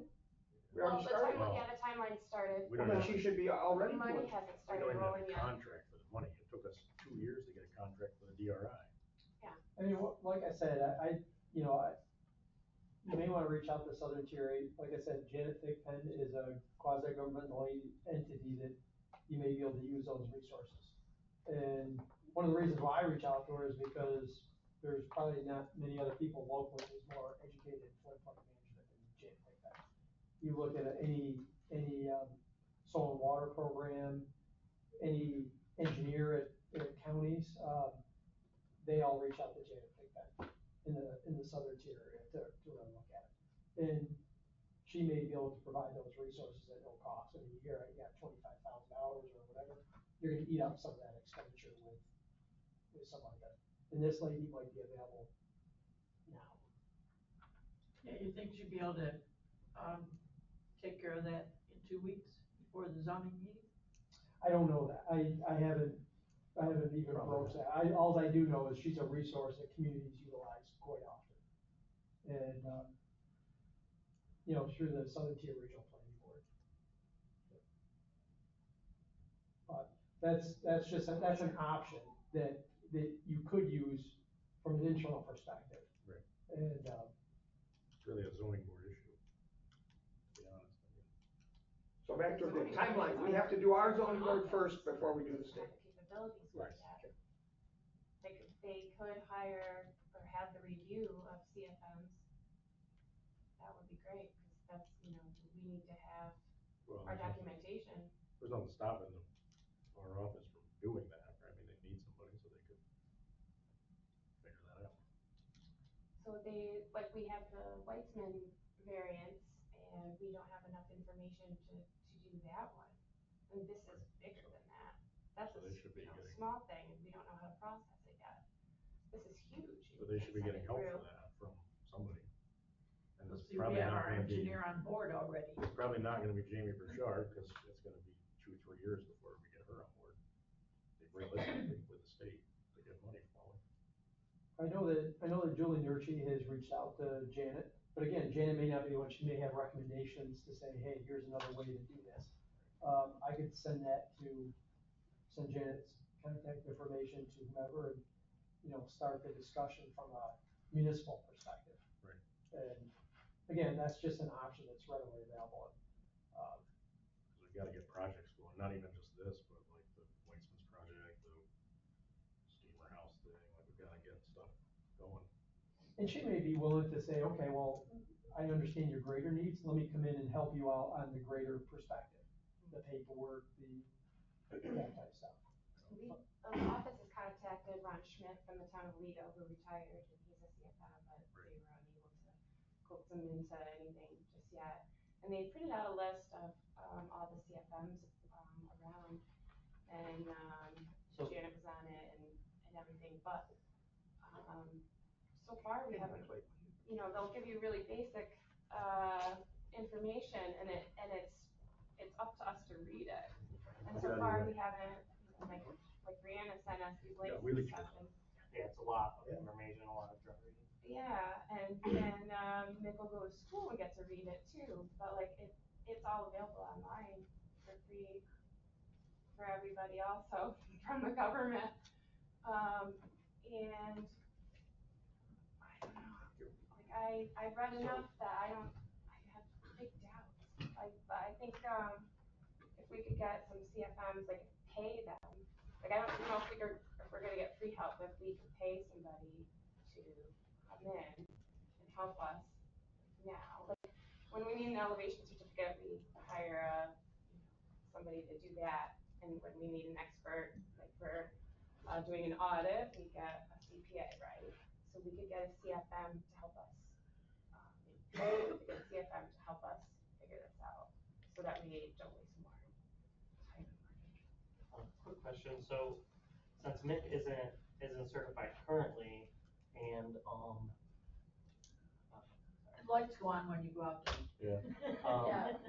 isn't certified currently, and you don't have anybody on there, so you don't, so even if something is completely up to the code and you guys, and they apply for a flood development permit, you guys can't even push that through. No, we can't do anything. I had a quick question, I gotta go, but, Sure. has nothing to do with elevation, but I was curious why you're concerned about the utilities, the lights and all that stuff. Any campgrounds you go to, they don't have lighting, they don't have heat, they don't have, it's pretty rough and they close up in winter.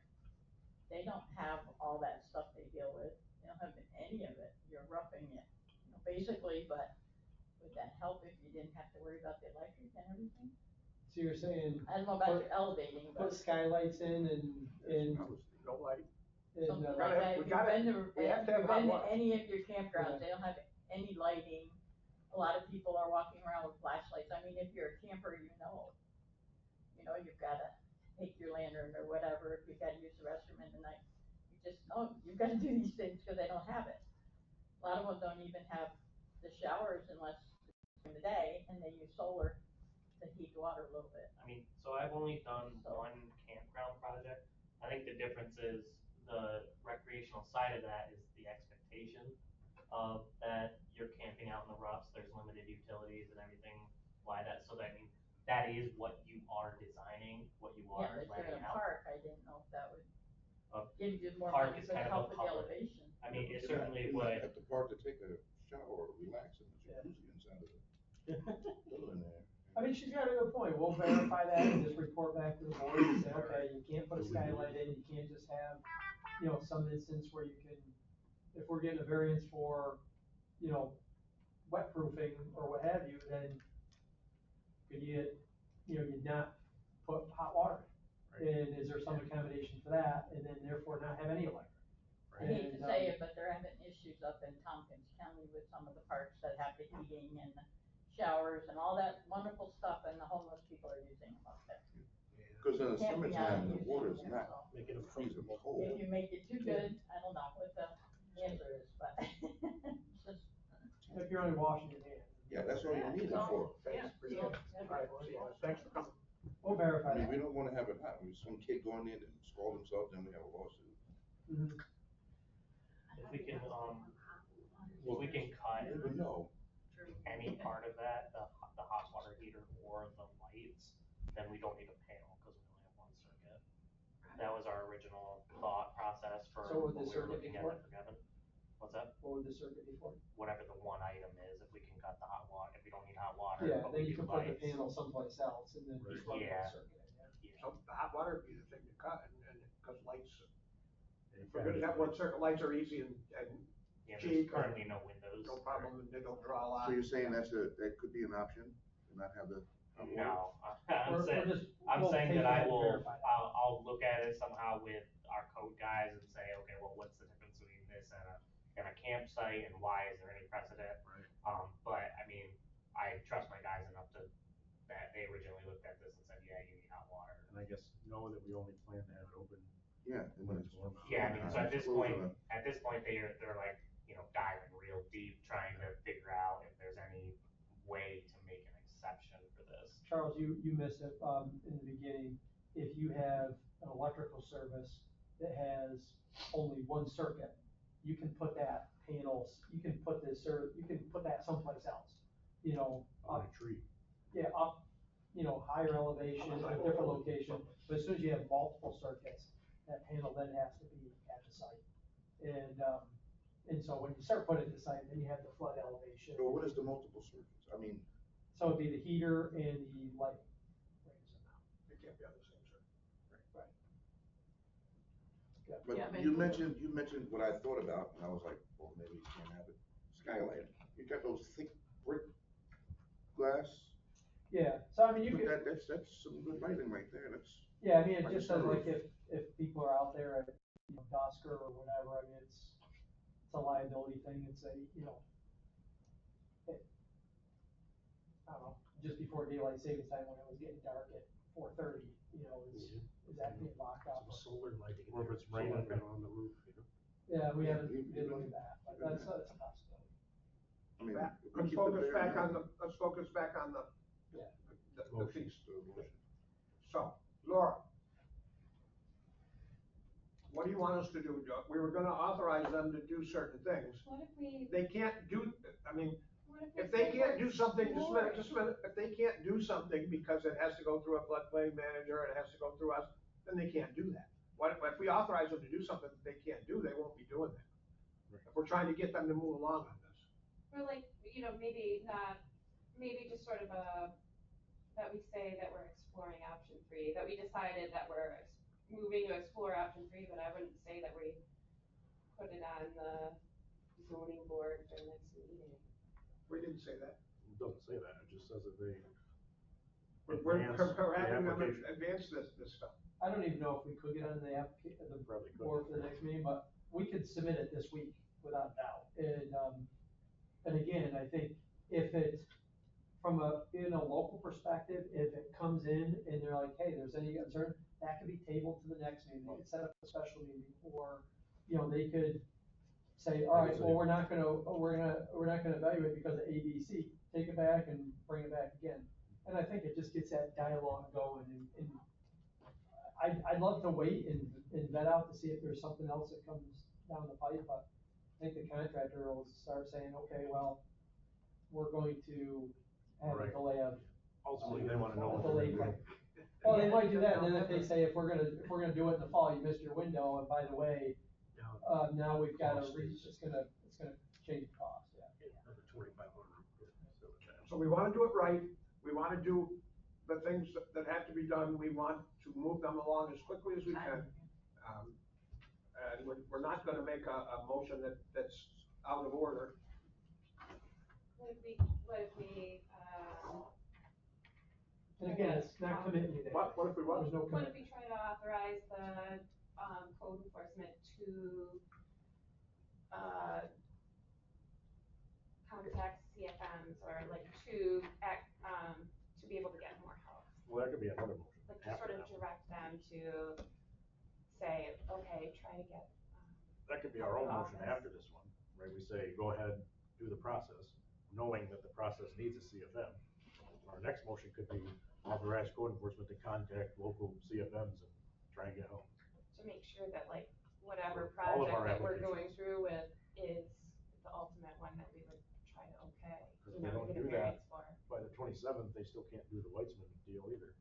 Yeah, I just don't like, I want us to try to keep putting like a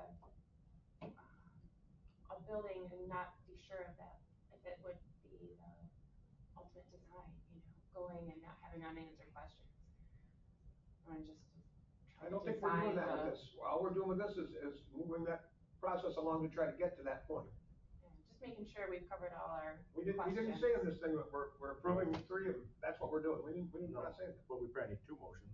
So we need this motion that's specifically about this project, to go ahead and apply and get the ball rolling. Get Hunt working on it, we wanna, that's the whole reason, we didn't even have to make a motion, that was the reason to make a motion.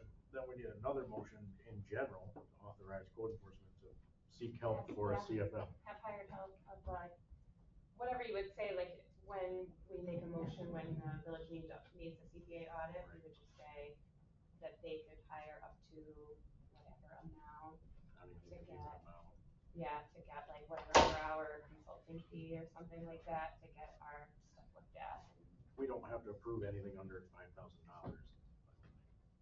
Well, These yeah, two so if we applications are just gonna sort of be, direct them that we want them to go ahead and do, Or that they just have do money it. to work with. in line with our procurement policy. That's all I would say. But, so So this motion I think is okay. Read it again, Mike. So it says advance the local zoning variance application and advance the state variance application for option 3 of the Hunt proposal and authorize Hunt to apply for the appropriate variances. Well, should it say hot proposal for the bathrooms at Well, I Martin didn't Park? write it all out, but Okay, it's that, I mean, from the option 3 on that big sheet. yeah.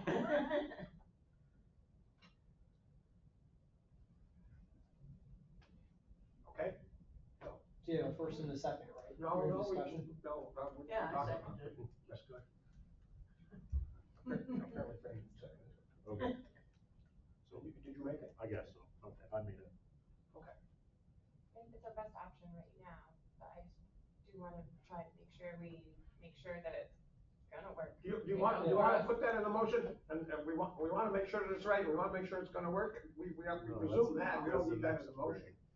So let's vote on that, and then we'll do Okay. another motion to get the code enforcement. Rusty, Yes? Dave, yes.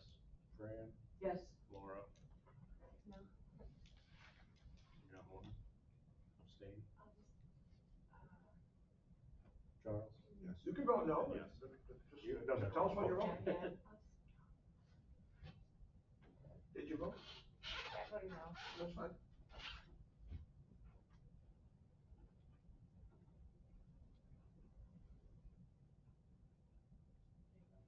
Make the next motion that we, direct the code enforcement and DPW to,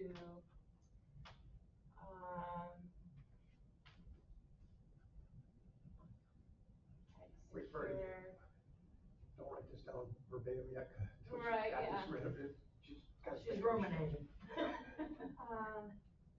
Seek assistance. Yeah, seek Yeah. assistance for, For a CFM CFM. services for DRI projects in the floodplain. And that we, Well, how about we say? You want this to be CFM specific to this one, or you services want it to be everything? For, General. current zoning applications. for current zoning applications, and No, not necessarily current, Well, because then that wouldn't apply for this. 'cause upcoming. you're not- Oh, yeah, Upcoming. yeah. Okay. Yeah. Well, but it's currently With upcoming. applications submitted by Hunt. and let's say something about the money that they, I wouldn't even say anything about it. so like something within their limits I would just right say, now, or per the procurement per their, policy, okay, per their procurement policy, that like their per the village. procurement policy for services, contracted services.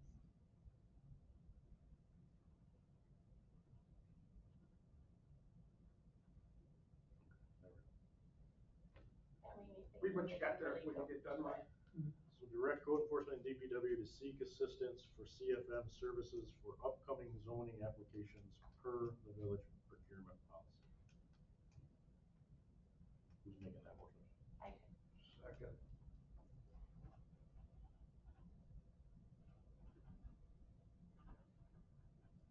Okay, and, third way vote. Yes. Dave? Yes. Fran? Yep. Laura? Yes. Charles? Yes. And yes. Okay. So there we go, there's our motions. So you guys can So we get the bathroom taken go care ahead. of. Well, For tonight. start the ball moving anyway. Goodness, I can't wait to Well, I'm see sorry. yours, and you have to pick colors. No, I'm joking. Yeah, those were already picked, so they're They haven't. Battleship, right? I've said that. Colored mud That's color. right. Mud color, that's a good one. Camouflage. He's got to try and read my right hand. Okay, We got more, we got more on the bathroom stuff, or is that it for now? That's it. The next thing is, oh, it's not those words, but, These two right here. the trails. Do we wanna go through those? Riverwalk versus. You know, I mean, we can Those we are, can gloss through those and hit the high points of those. And then depending on how that is, these plants can stay here. Rusty, you want me to switch with you? If you wanna come down closer to the plant? I'll try. Well, I'll make coconut cookies next time, they don't have any gluten or dairy. All right. Yeah. I know, I was so not accepting. No, I never put nuts and stuff in We're not even gonna go over there. that.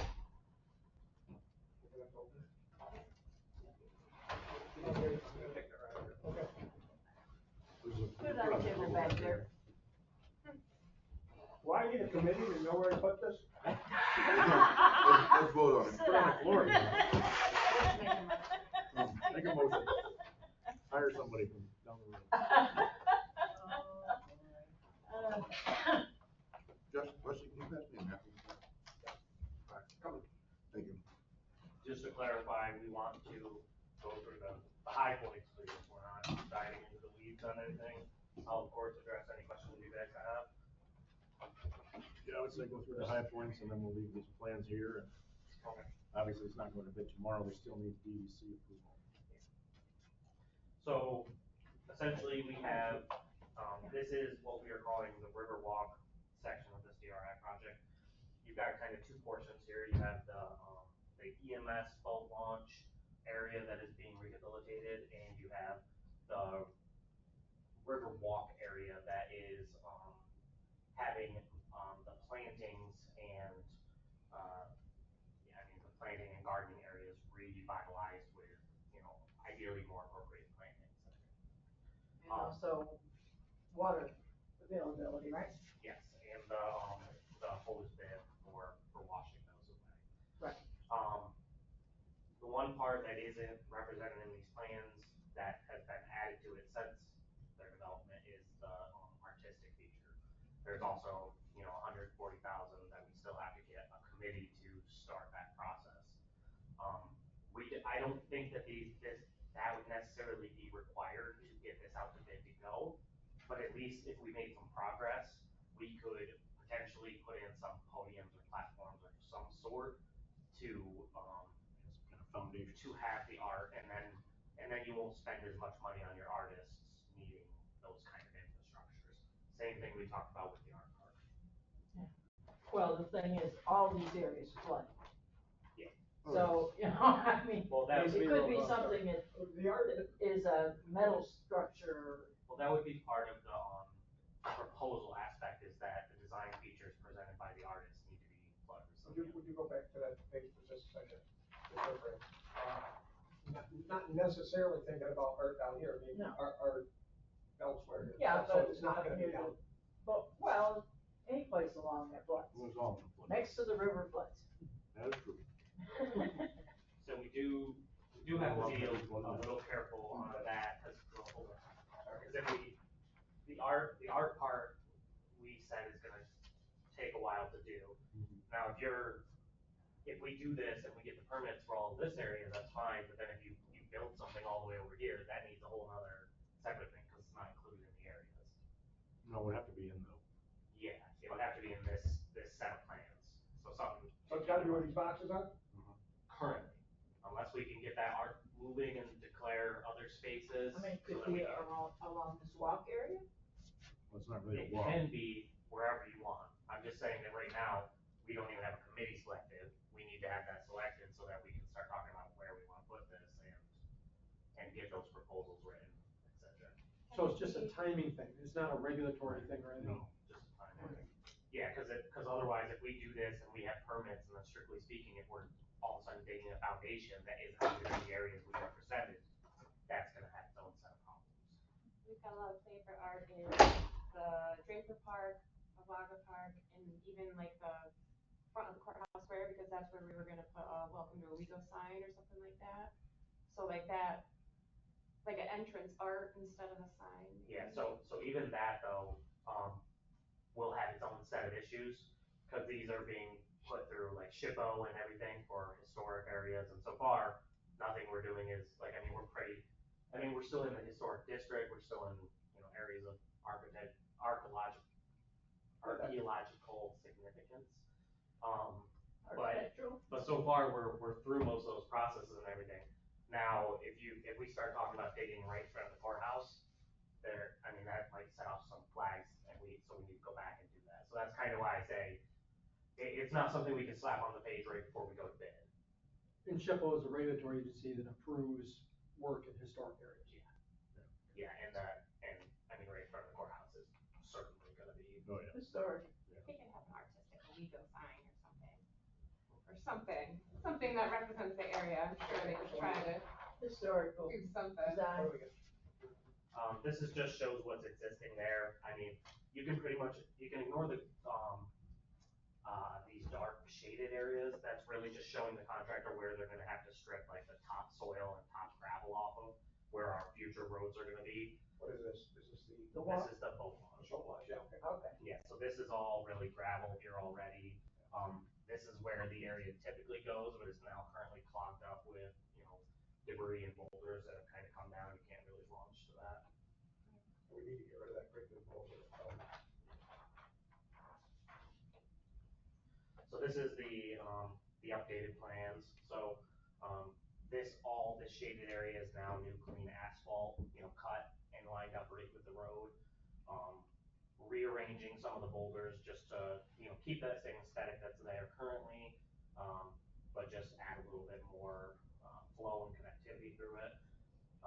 Adding similar boulders down at the bottom, because we established that we don't want people backing trucks down there for, larger roads or anything like that, yep. So, we're gonna use 3, slightly larger ones to make sure that even if somehow they got past these smaller ones, they're not getting in there. We want it very clear that that's not what this is to be Are these used for. boulders in the water? No, but, no. Yeah, from my understanding, it could be in the water, it gets pretty deep right there, right? Okay. You can have art like up here. Well, this is the. That's but maybe up here on the hill. Is this not the road? No. This is the edge of the asphalt. This is the center line of the road.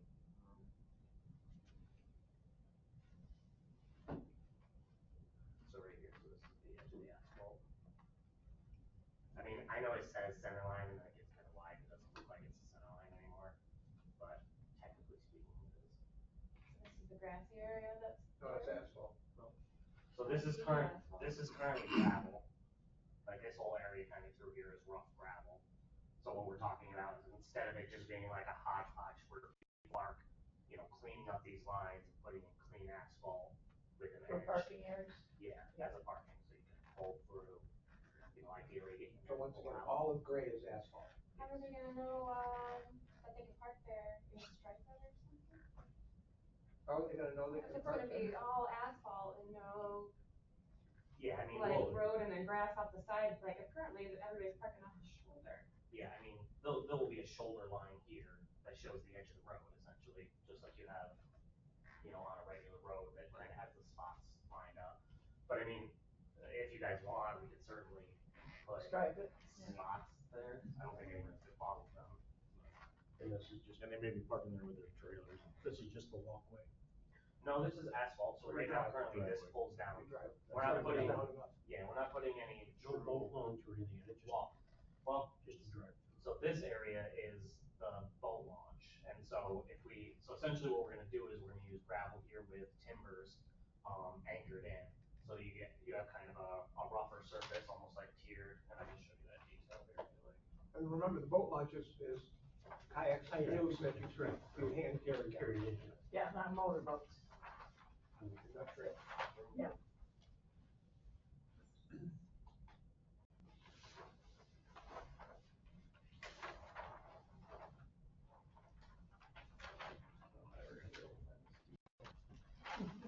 Nice trees there.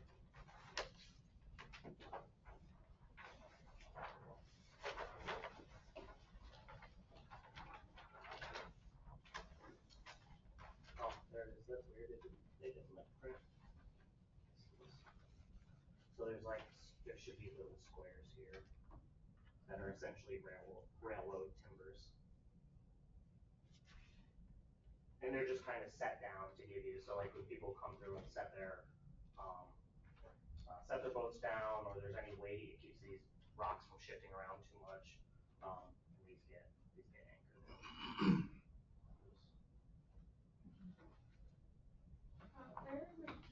So where would you intend people to park right here on this? This, On the this asphalt. shaded area. The two shaded. On the asphalt that's off the road. Yeah, so this is the driveway. And then the shaded areas are shoulder, just like any other road. So this is just driving, drop So people off. keep in mind, no this parking. road is quite wide right here, like this is 12 feet. So I mean, that's That's a wide road, yeah. Yeah, I mean, that area is pretty large, so don't think like this is a super tiny parking spot. This road is normal size, it's the opposite. Canal Street and River. It's the amount of Okay. concrete. Yeah, okay. So what are these? Uh, Picnic tables or? no, so you've got a couple just standard picnic tables here. Okay. That you guys will put in. G11, I believe, is the, so these are just normal seated, like park bench type stuff. So, and I mean, you could have them facing this way, so you have a nice view. That was the original intent. Will be anchored down, right? Yeah, these ones would be concrete pads anchored in. Right. The picnic tables, we have a detail that is, Well, DPW could get them out of there, right? an arrowhead. DPW could take what out? The picnic tables? Yeah, So they can move them out of there? So with this kind of chain, you could put a lock or something there if you Yeah. wanted to, or this could be corded. So this can be like kind of shifted around and moved, but only so far. Right. I mean, or in the end, you could take that up. Well, and when like a flood comes, right, that's not gonna just float away, it's chained down. Yeah. Yes. Might drop a bunch of throwing that in the river. Well, yeah. Well, they're locked down. Is G6, is that the sign that's there now? No, so currently that's part of, a decision we essentially need from you guys. We haven't gotten to IDS as far as that, but, we could, I think currently, let's see. Yeah, we just say, refer to that sign, and then we don't have the details on it yet for IDS. So if you guys wanted to take the signs down and re-put them there, but, the original thought was that those signs would be matching the rest of the village with all the stuff that you're doing. So this is something that, It says on it now. so again, though, this is something that we need to progress through the signage part of it, which isn't really on our side of stuff. I've pressured on that end and it hasn't really been going anywhere. So, Who needs to make that decision? what's that? Who needs to make that decision? Who? So the way we've been trying to work it anyway is, so there's a DRI project for the village of Owego that is to redo all of their signage and branding. And so as part of that, we've asked them to, include some of these signs in there. So on that side of things, the problem is the people are heading that up have done it and disappeared and gone. And so we don't really know who's doing that from that end. But the idea is that they would say, oh, hey, IDS, we need 2 signs at this thing. IDS gives them to me and I say, okay, these are where the signs, what information do you guys want on them? And then they would get put on the drawings. But that whole signage portion of things, on both ends too, the guy that we were working with for IDS no longer works there either. So we've got 2 guys who haven't been part of these projects for the last 4 years. But we have the designs already, right? Not for those signs, I mean, we have the general design. The general design. So I mean, if you guys wanted to, you could, that sign family package that was already presented to you, you guys certainly say, we want these signs here and this is what we want on them. Like there's no reason we couldn't They're already in it. go through there. Yeah. Yeah, no, I can see, in this area having some permanent art pieces of some sort, Yeah, you know, that's a pretty good. metal Yeah. structures or, Something could be a possible spot. I know the Rotary would like to see the whole Canawana area used more. Right, well, this would be a good improvement. Right. Yeah, a lot Something of, to right be- back there on the other side of the road. Yeah. Something to consider with this too, and I don't think any official decision has been made, is, what do you guys wanna do with the signs that are being removed? Are you guys gonna keep them, I mean, if you guys have been down there, those signs are not in terrible condition, some of them, are very, yeah, they're very, I don't know, iconic almost, like the one's got the very old school feel to it. Who's taking them out when? Well, it won't be built until we do this. The contractor will take them out, but we'll put in the notes, as of right now, we You have, want them taken over by DPW? yeah, as of right now, we have notes on there that say they have to coordinate with you guys to scrap anything before they get rid of anything, so you guys will have a say before you do it. You want this Whatever that taken by say is. DPW? Yeah, Why wouldn't they just, reinstall them after they, if that's what you want, we can do that. yeah, why don't we just reinstall, they're like educational signs, right, about like fish and stuff there in the river? Yeah, but they don't match any of the other signing that you guys are already doing.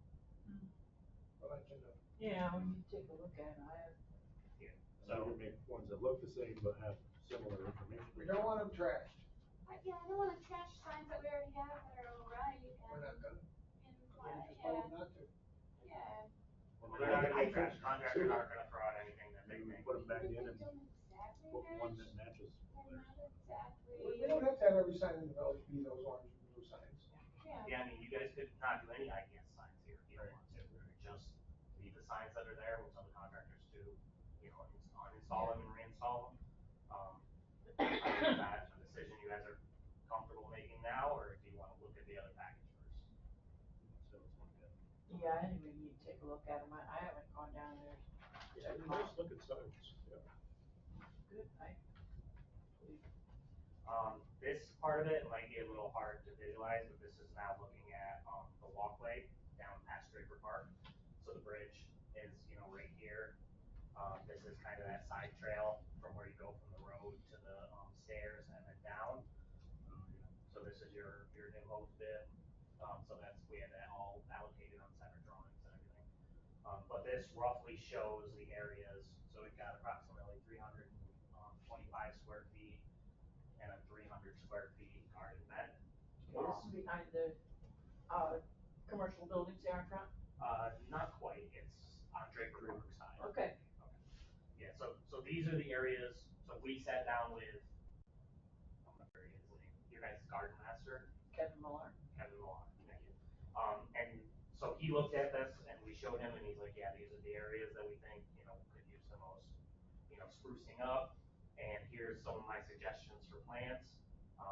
Alon, now, for those of you guys who don't know, been purchased by EDR, that's where our new contract is. They were purchased after they already did all this work, but since it's not closed, so that's not, that's going through. But, so they picked out the exact planting and the exact lineup. There is a gardening plan, so on this plan, it's just a general layout for a contractor.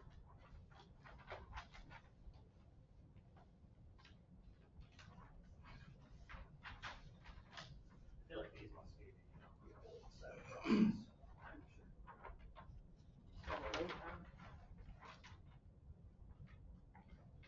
Oh, 423, yeah. So I'll send you the latest one that has the actual, so this is the basics of the planting, how they should be installed. But we do have the actual planting list that says, this is the name of what it is. It's not gonna show you what it looks like, but I mean, you guys can Google it and see how pretty it is, or, Oh, yes, I trust Kevin. He's a master gardener, yes. yeah, so essentially what we did is we sat down and Kevin gave us a list of the plants that he would like to see. And, you know, they talked back and forth. I sat in the meeting and vaguely followed vegetation talk, but, they were very thorough in knowing about the types that thrive in our area, given the floodwaters. We obviously don't want a repeat of what was done there. They did unsuccessfully reach out to the previous design that was there to try to get the plant sets. No. So that's, James, have they incorporated, water hydrants for planting, for watering those plants? just the one, hose bid that's One mainly hose for. bid. So bridge over here, Okay. walk down here, up in Midland Park, whatever, Alright. the park and stuff. No plans for a outdoor drinking fountain or anything like that? No. And we just got the approval for this RFP. Would be nice to have a drinking fountain. They can go across the street to our Put that many, into the art. many, Spit and fish. establishments there. Watering Yeah. establishments. Water hole. Strange Art that on is the not. Yeah, water fountains have really fallen off Beaver Street. It's strange Yeah. with that. Even in school, they all went to the water fountain. Because this is the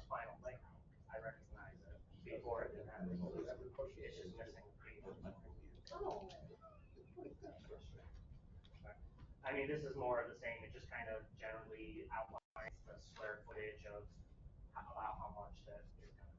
Where is this, James? So this is on the other side of the bridge, it just continues on, so it basically goes the whole length of that walkway. And it doesn't do every single spot, but it identifies the spots that need the most sprucing up. And the idea is that these should all survive, you know, flooding and help, prevent erosion, without blocking views to the river. Yeah, because that floods several times a year. Yeah. Just off and No, it on. might be flooded now. Yeah. No, it's pretty close. 24, is it? But the big, water spigot is gonna be By at the the bottom of the bridge. stairs by the bridge and not anything by the bridge. Somehow it was thought that the water would be down here in the middle of this, behind the buildings. but Yeah, behind the buildings. The only viable way to get that where the connection was to put it down by that section. So we talked with the water board and everything, and I mean, the only way you're gonna get it down here is if you tie into one of those buildings or dues, and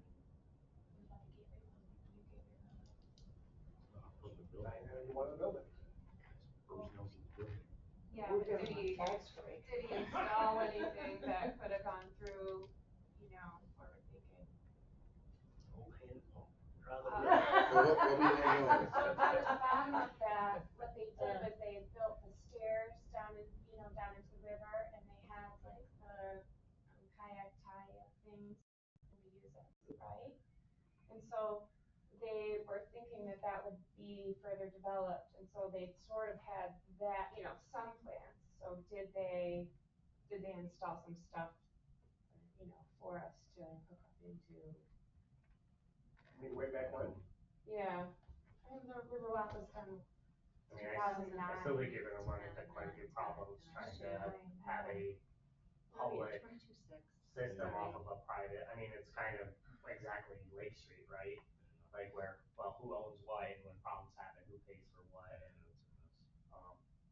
And the lighting they have down there. Well, on the- Bruce, I don't know why Bruce Nelson wouldn't let us Work on tie the into water, that don't they? building. I mean, Yeah, I've seen he's them. getting a huge tax break.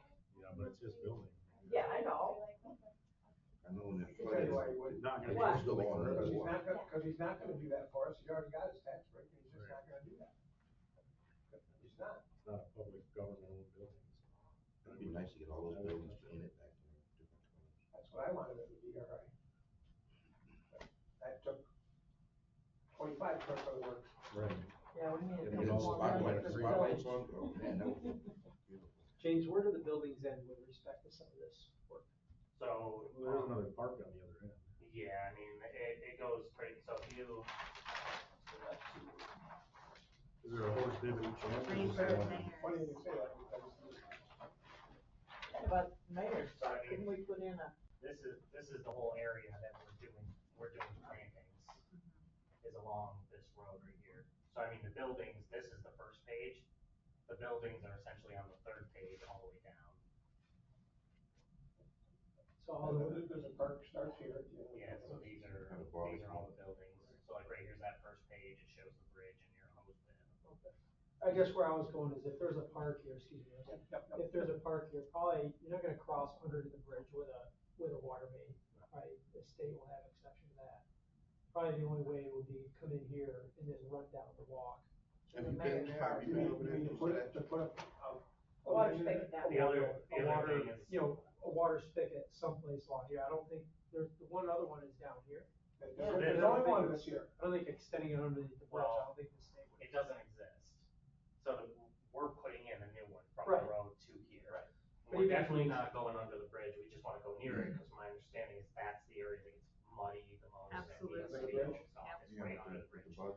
Oh, that's good that it's. It was thought that if we run on this side, then you have to run it all the way down, like a hose, it goes to the longest area. I was thinking like a second one, if there was some, I hear So some the other talk thing about. with that is now we're digging and running things close to a river where we're gonna need all sorts of environmental approvals that we really don't wanna mess with. And I don't think we wanna risk damaging that sidewalk with any equipment through there. I mean, It's hard to match it back. yeah, I mean, we explored quite a bit with that water line and there really didn't seem, I mean, our other option was just kind of to move it over here. We even talked about, I mean, this lot right here, trying to run it like right next to those buildings on the other side, so you kind of have two on both sides. But then dealing with the property owner and trying to. Well, it was Weitzman's, now it's, But he doesn't, yeah. But it's private property, I mean.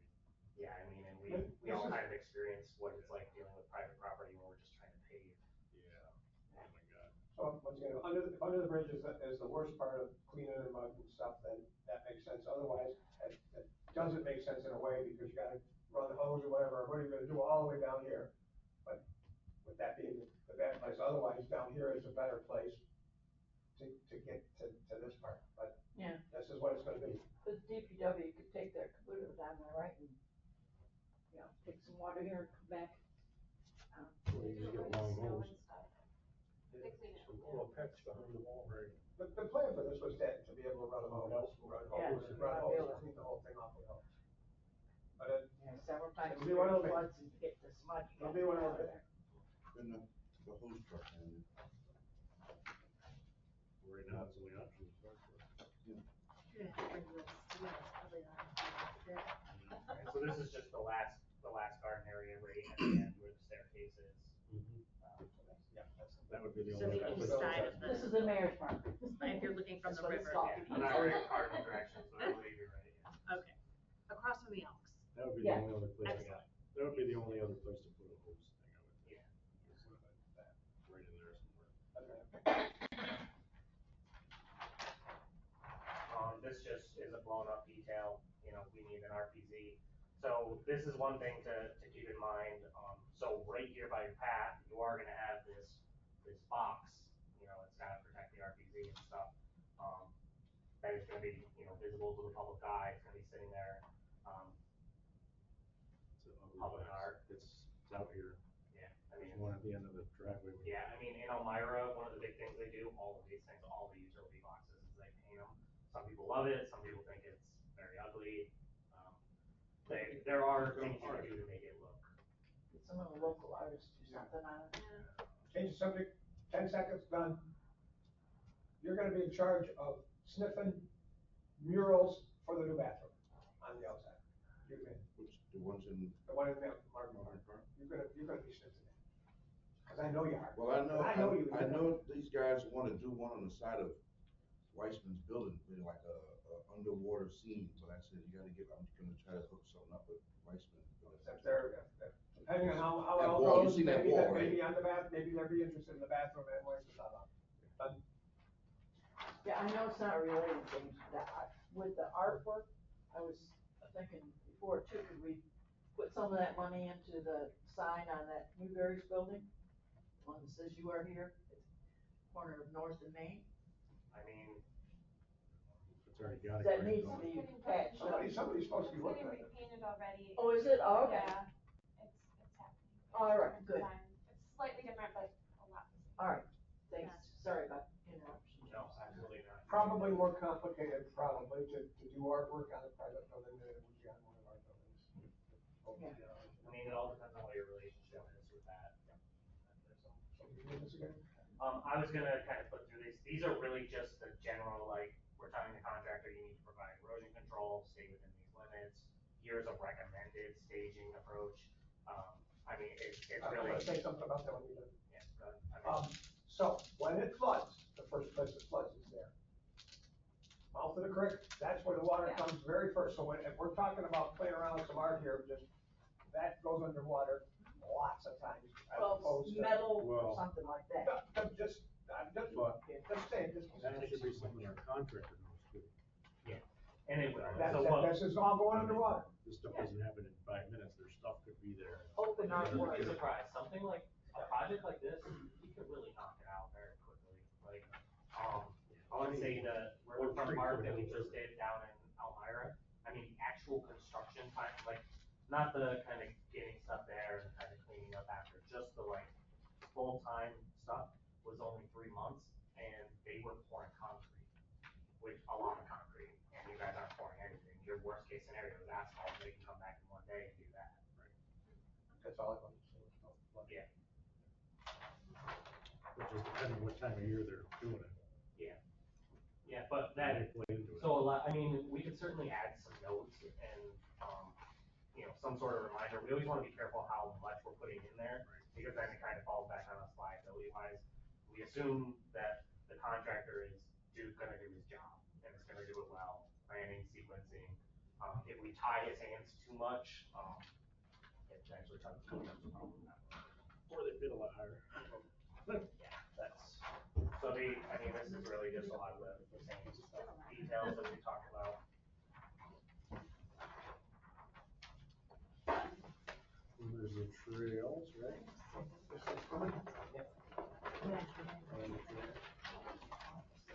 What's that one out here? Sure. Talked about preserving conservation too, so keep planting and survive.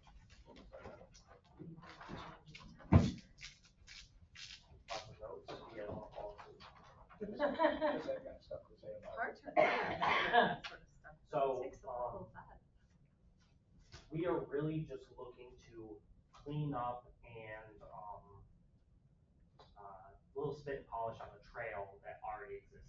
We're not looking to make, huge deviations, make the trail longer or connect or interconnect it with anything else. One of the main things we're doing is we're actually intentionally separating the trails in order to avoid permitting and legal issues with the railroad. So while we've got the trail, we've essentially got the south trail and the north trail. One of the things we established was to put waypoints at the beginning and the end, resting points, points where you're like, people are going to, but it's clearly designated as at the end of the trail to essentially cover you guys for liability. So if anybody goes past that and they wanna go, across the railroad and do whatever, you're not preventing them to do that, but you've clearly told them this is the end of the trail, you're not supposed to go any which way. solid signs, private Yeah. property, no trespass, whatever. So this is the Solid? flats area over here? What's that? Yes, and that's, Yeah, Black he doesn't know what Bridge. flats are. that's the Thomas Street, that's Bridge, the yeah, Black Bridge. okay. The end of that trail just stop, I'll show you exactly. or is there a loop on it? Not really a loop, more like what we've been calling a waypoint. So it's like a circular area. So this one has a bench and a couple trees. So Okay. the idea is that it's a goal point. Right. That is where you are going. Okay, yep. So if you're riding a bike, you can pedal around. Spin around it, get yeah. off. So what is a stroller, whatever. So this is the beginning. Break and move back. So Division Street, right, starts right about here. Huh? Yeah, Division Street. So right here's the road. Right there's a guardrail. So this is near Main Street? Yep. Yeah. Yeah, so right on the road, That's the Division Street Road, okay. Yep, so obviously we're gonna get rid of, all the asphalt and everything there. We're just gonna put, there's not that much anyway, but, and we're gonna replace that with grass going through there. What with grass? In the middle of this? Yeah, the whole thing is gonna be just a grass path. Cause that's a road. Now. Okay, it doesn't go anywhere, it doesn't need to be a road, like. It is a road. It goes to that person's property down here, and it's a village street. There's 3 taxpayer properties or so on that street. That village street. And Yeah, they yeah. access it through here. Yes, On that street, yeah, yeah. that's how you get down there. So it would be turning the street into a trail? Well, obviously not now. It's a village street, So and it would it's turn the access to their trail property. at the end. Isn't Ray Thomas on that? Yes, they did, I don't, he used to, I don't know if he's still. pretty sure he owns it. Show you, He was gonna put a pavilion back there for his family taxpayer to gather. properties. This one, and this one. And this is Division Street right So here. my impression was this one is part of this property. And that this guy owned all of these. That's not the case. Well, we can look at who the owner is. Maybe one owner owns, like a couple, right? So this one maybe owns this one, and this one might own this one and this one. I think the first two may be owned by Raleigh. Yeah, his name is on Well, the it. bottom The line is first that it two, and can't then be the done next one might because be owned by Ray. Yeah. So It is. I guess that's what I need to know, is if Yeah. you guys need to maintain access, but previously, the impression was that, the village owns that road, it doesn't go anywhere, we can do what we want with it. The Jonesville Road for sure, but there are taxpayer properties. Yeah, It and needs to this stay is, a road, then it needs to stay a road. what's that? It needs to stay a road, then it needs to stay a road. Yeah,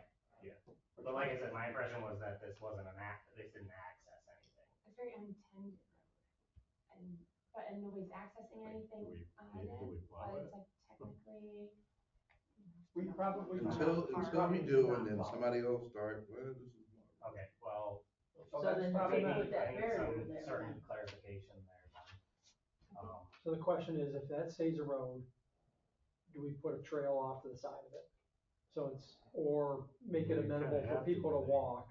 Cause you gotta get people down, no one just have to. Are we trying to make this trail handicap accessible? Currently, it's generally handicap accessible. I mean, so you've gotta be careful throwing that around. I mean, I wouldn't say, Blacktop. yeah, so it's not what the state would call handicap accessible, but someone with a wheelchair who is used to traveling on a path like this could certainly travel this path. so what if we're sort of a sidewalk alongside Division Street to this, you know, like a Well, a sidewalk, sidewalk, you mean, size path? a sidewalk's $1 zillion, you mean a path, a 3 foot wide, whatever. Still Yeah, I goes mean- A path or- footpath that's, Yeah, some kind of path along it. not a sidewalk, but a path area next to the road, and then the trail will get wider at the end of Division Street. Yeah, I mean, what I would recommend is just moving that down there and then just doing a rough, Down where Yeah, we're down at. past the properties. just something that invites people down. So we down wouldn't there. just use the existing street with gravel or whatever we're gonna do with it, and make that the, Yeah. Well, I'd Well, rather get you wanna- you guys. You don't wanna invite people to be in the middle of the street. Yeah, so if you're not going to like replace it It's and really a just street. make this as the start of this trail, Uh-huh. then I would recommend that you don't do anything with it, cause it's gonna be, I mean, what are you gonna do? You're gonna repave the road, you're gonna put in I think just putting a small but something on. it's the not side paved, keep people it's going. not paved, it's dirt, it's gravel. Dirt right down here. Oh, you gravel? Yes. How are we Okay, gonna so- keep cars from driving down the trail? Right. That's Well, what the Well, where brown do thing those would do. properties end? I think if it's over I'll near show you. the creek. You still have to leave him access to his property, Well, let's continue now from here. or buy it off. Well, it This is continues in off of this, West this, Main.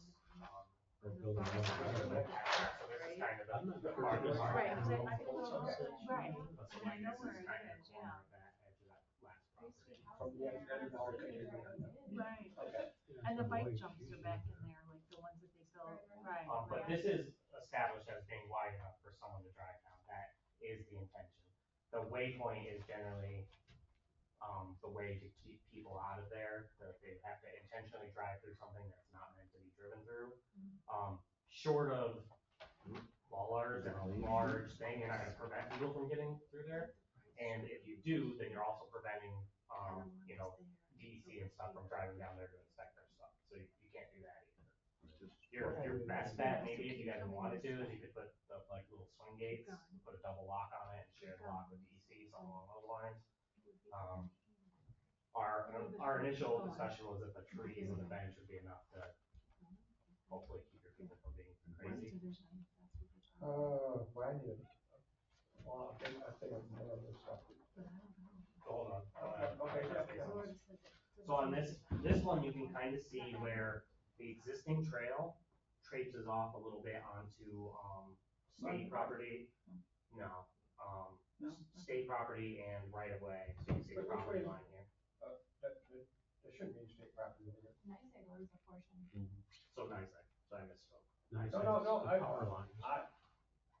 Didn't I say sell us all this in through here? Are you sure they didn't? That's on the other side of the power lines is. I was gonna say, this, It's a bank. when I went through this previously, Okay. this property line was the edge, and that's the primary reason for so right now, the trail does kind of taper off onto that side. Mhm. So what we've done is, we're gonna put plantings right there where that trail is worn out to keep people from continuing on the old trail and follow where we want them to go. Which is the old trail over here? Yeah, so the old trail are these straight lines right here. Okay. The new trail is this 12-foot section. Which would be on our property and Yes, not which is completely on your property. So Does the road similarly, continue down here, James? what's that? The road continues down through this? No, the road has stopped. The road stops about where those properties, there used to be a couple houses there where those properties end. And then, there's a couple of little shallow spots, it's not like a stream coming up, there's a couple of shallow spots down here. So it's not roadworthy. You you couldn't really drive there that after these. That road stops like right here. Yeah. Yeah, you can see it, if you look at the aerial thing, it's only like, you know, Just a small step. But you know, with good tires, you can really get in there pretty good. Not a car, trust me, there's tips and giant Not a trail. tips. You're not gonna drive a car down there. That road stops here at the end of these properties. Well, That's right there, or whatever the properties, No, those properties are all the way back they're up here. here. this is Barnum Park. Yeah, this is the, Right. There. I'm sorry, okay. yeah, it's So different. we're coming back, yeah, Upside I'm down. looking upside down, so we're coming here, we got the properties. And wherever they end here, yeah, and then, Well, the end of the property, you could have that turnaround. But yeah, that's all we're talking about. This little part here would become just like a more standard dirt packed trail, just to lead people to the waypoint. So you don't have to change that road if you don't want to, or if you can't, or whatever it goes. so. But I mean, I guess that's my point with that. If that's a gravel road that no one can really drive on anyway without good tires, do they currently have access? They have access all the way to where those properties are. Probably So, no farther back. yes, they are, they're down They're here. not way up here, they're way back in here. I think the properties are down here too, and that's where the road ends about there. From there, when you start over this way, I tell you, that's moguls, that's not a doable road there. So no cars go there. It doesn't mean somebody on an ATV or something like, do something there, but that's not car doable. Anyhow, are we gonna stop it here? Is that where we're gonna stop? No, the trail goes all the way to close to the railroad track. Because we had talked in the past about stopping it someplace in here. I remember talking about that. But we wanna take it all the way up to the end. To the track, yeah. Okay. Cause this maintains the current trails, West is there. Well, the current trail goes along, the current trail goes, this is not even a trail. There's a couple ways. The trail that Right here, goes yeah. along the creek here is where the trail goes. Yeah, but we're not trying to build something. We don't wanna build a trail over there, but that's where the trail goes. One time we looked at something that did a bigger loopy do here and a loopy do. Well, there is, when you come this way, A wider when thing. you come this way, there is a trail 40 feet in here from the one up on the top of the bank that goes in there, comes back up 3/4 of the way. But I don't know who owns all that. There's some wheat chips, there's some wheat chips, and then there's some big chips. Yeah, I don't, it doesn't matter, I haven't looked at these, so I didn't know that we were gonna try and take it up this close. And, where's the creek on here, is that this black line? This The creek? Black line is the creek? is the approximation of the DEC right of way. This is the trail. No, the creek isn't just the line. Where is this whole water? Let's take it right up to the slide. It doesn't have room. That's a good thing. Yep. Let me see. We can buy these little swabs. This is the ball field. Do we really want to Stick it in vinegar. Then this is the and creek, then you rub it on. because it goes up that, like that. West Division Street, right, that's really, I could check that, yeah. No, I just think there's like ink. there's a property on both sides of that street, You don't wanna say Where we that talking? because then you West kill Division it, Street. and that's actually. Property on both sides owned by. Okay, well, however. Right, Right, but there's like, yeah, but you'd have to like I'm looking at the aerial view, have a Okay. lot of. and there's like crap all over and junk cars back in there. Well, there, on the Marvin Park side, Yeah. there could be junk cars, because Relier owns that. He owns that first place on the corner and the second place Relier owns. So there'd be junk crap up in there likely. We're gonna be promoting people to walk down this fancy trail past a junkyard. Huh. Get those American Picker guys back, they come and buy some of it. There's a lot of, trees and stuff right in between there, like we like to be private enough that we'll. No, Go on and Google. when you get to that second piece of property, there's a big wide mouth that goes up into that, that goes up the side of it, so you put all the crap up in there. Well, it's possible, right?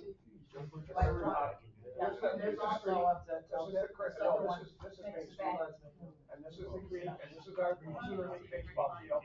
This this is the road up there, and this is the dike here, and Railgate has his Okay. junkie place on the corner here, and then he owns this next piece of property that's accessible up this road, and then in the middle of this piece of property, there's a big wide open there that gets him up there where he can put all the rest of his junk grass. I don't know how much was there, but Mike said there's something there now.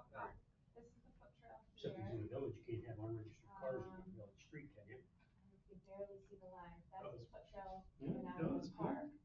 And then, or you could take the street That stays there. from the street in, but those are the two ways. Yeah, And then once you because get I'm in there, you can property. jump into it. You talking about the trail over To here? take this trail. No, they don't come together. This trail follows the creek, but they get, as you get down here by Lake's property, they get closer together. Really? You know,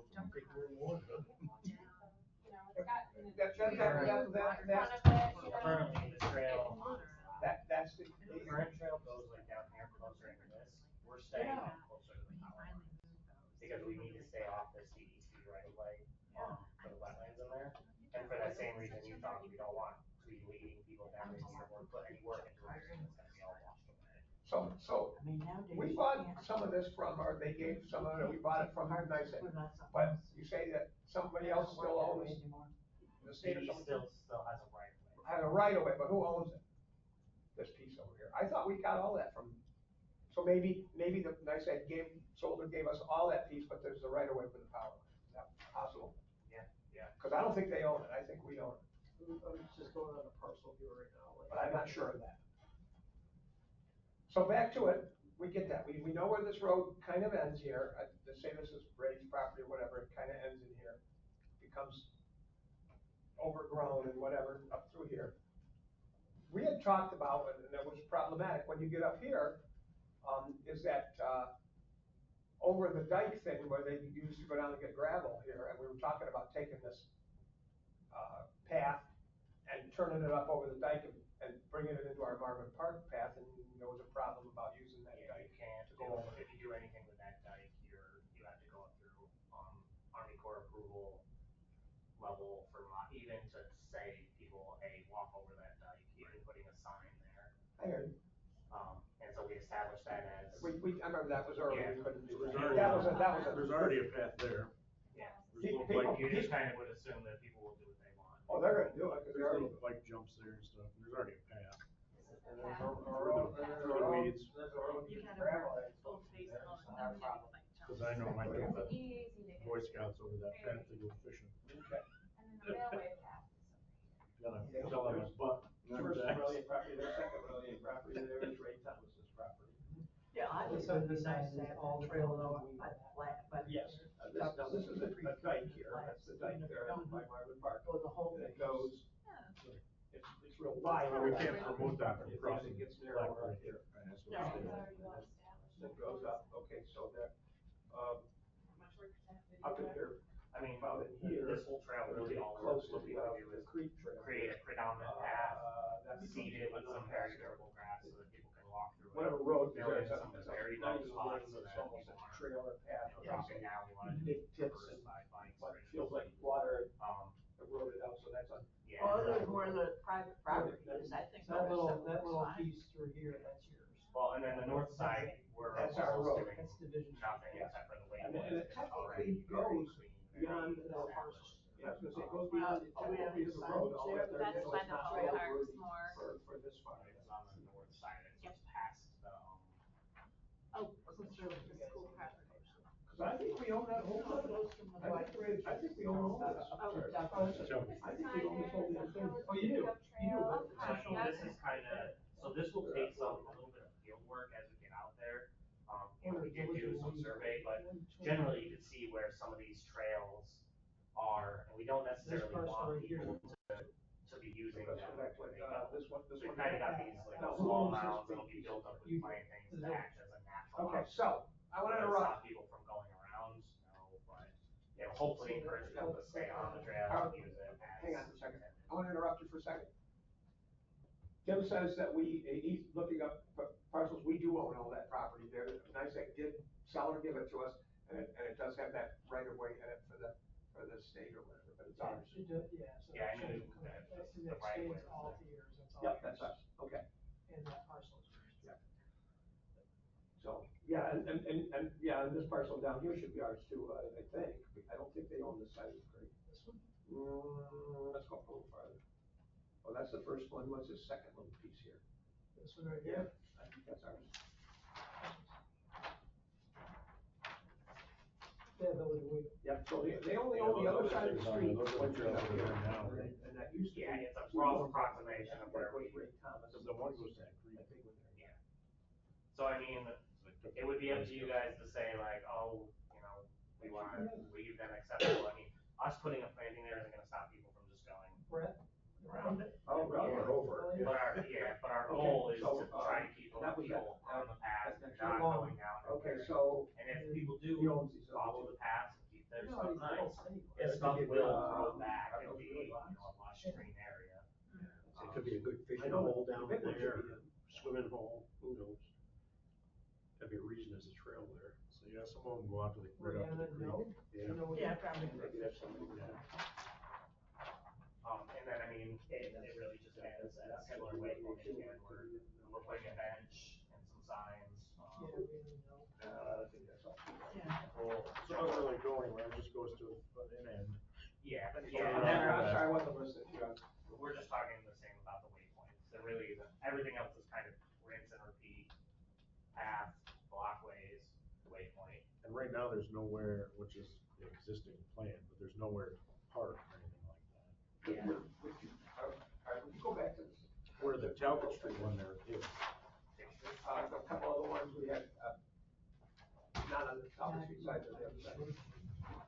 Because I just want, okay, get on This this. used to come all the way over to where the bank, the ballpark is. It's moved since then, and it used to be a nice swim. So we own this side of Division Street. It's too shallow. We own Relier or somebody else's, Noah, who we think is Relier's person. NOE. But we think that's Relier's, owns the first three. Apparently Ray Thomas doesn't own the third one anymore, according to what he just pulled up. So Ray might have sold it to Relier, the last piece up there. And of course Relier's really getting along good with us. Yeah. That's another story. Sounds like you're being sarcastic. Nah, That's what I'm worried about, promoting people walking down the road, to make that an attraction. I mean, that was the way we set, I know, that was the way we set this That was up, the way we set up the whole thing. was to do that.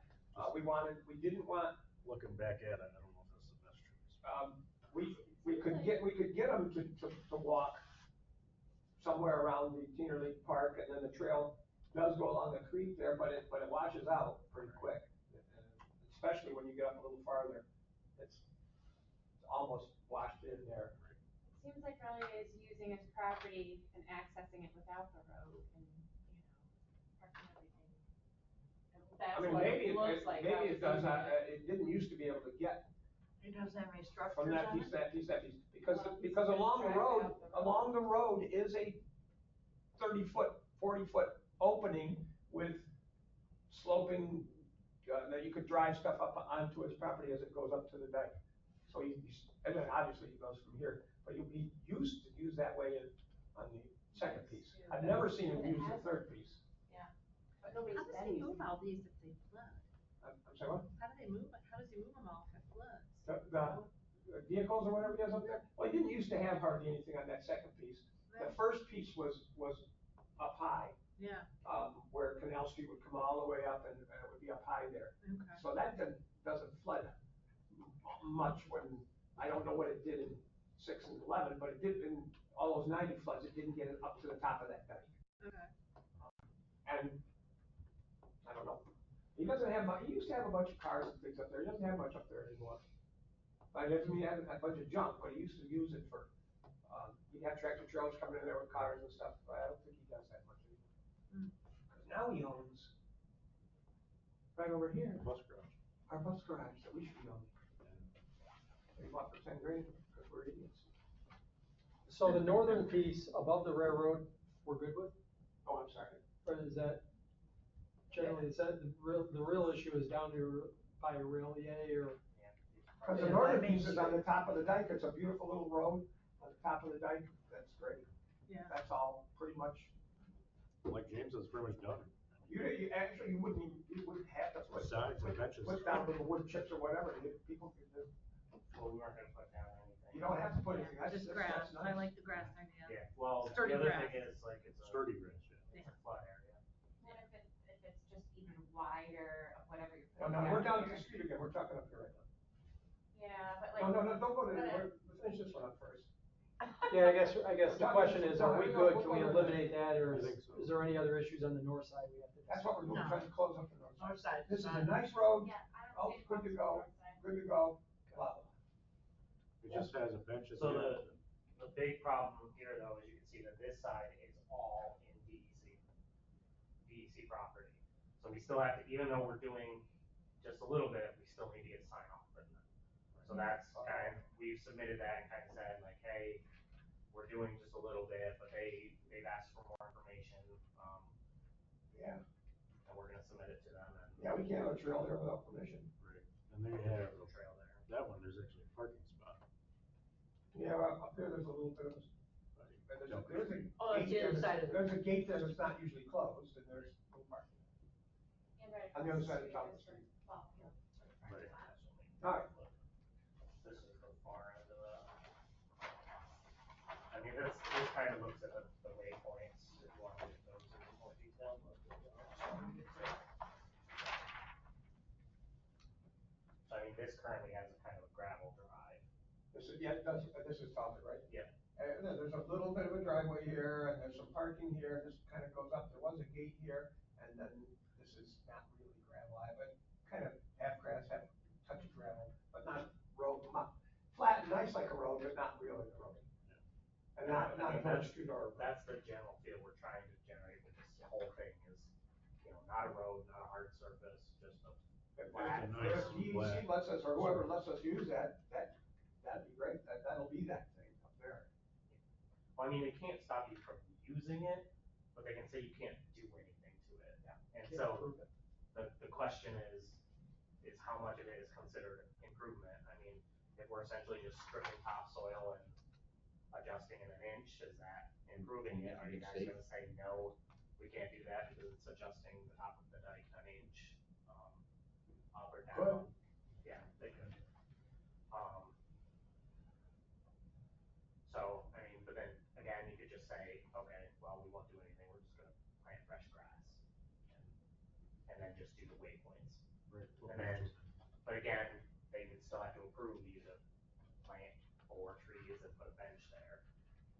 That's why this project really, we're not doing, there's nothing flashy here, nothing, you know, we're really just putting in some minor amenities and trying to keep it flat. So if we add, more plantings, like more trees and bushes with, and create riparian buffer, we can. We already explored all of that with, Julie and Wendy Walsh. And they kind of looked at this and established that there really wasn't anything they could do with the climate area. It's just not heavy enough with The trees. size of it isn't big enough. We need like 250 feet, Yeah, continuous feet. yeah. How did the EEC let us, did we cut all that crap down? I thought we did, all the trees and stuff that were over here.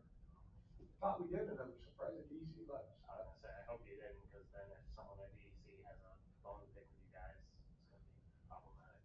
Yeah. Well, if that's the case, then they did do it. Right. No, Wait, Yeah, do that. no, Army Corps of Engineers. Jeff did that, Jeff. I don't have to tell you, I mean, Straight that you know, line. our DEC issues with Elmira kind of largely stem from the city doing things in a DEC right of way without permission, even though they're minor little things. So then you ask for anything and they just. Yep. Yeah. So, we can zoom in a little bit better on the waypoints. So I mean, you can see these, I mean, they're really just, we're talking about, I have it listed here. Yeah, like 20-foot diameter, so not, you know, not an enormous space, not somewhere where a bunch of people can camp out or anything like that, but enough that you could be comfortable, you could sit on the bench and it doesn't feel like people are right on top of you. You know, you can sit down and have a drink of water.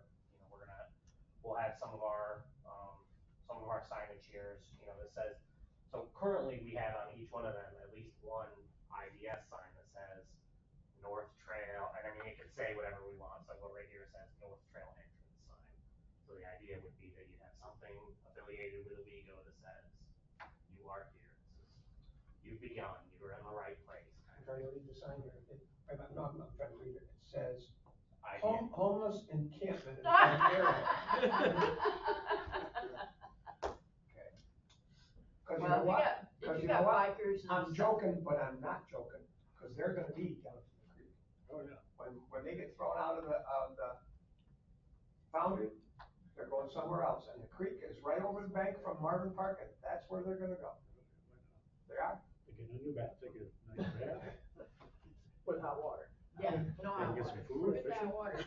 Okay, and that's all. So, no, that's fine. So, I mean, you can flip down, so right now, I mean, all we really have, so unless it's labeled as an IDS sign, so we only have one of those at each waypoint, but otherwise we have two, warning signs at each thing, so either, railroad, no crossing ahead, no forward trail, point of return, being very clear that, you're not meant to go beyond this point, so that if they are going to, it's completely up to them.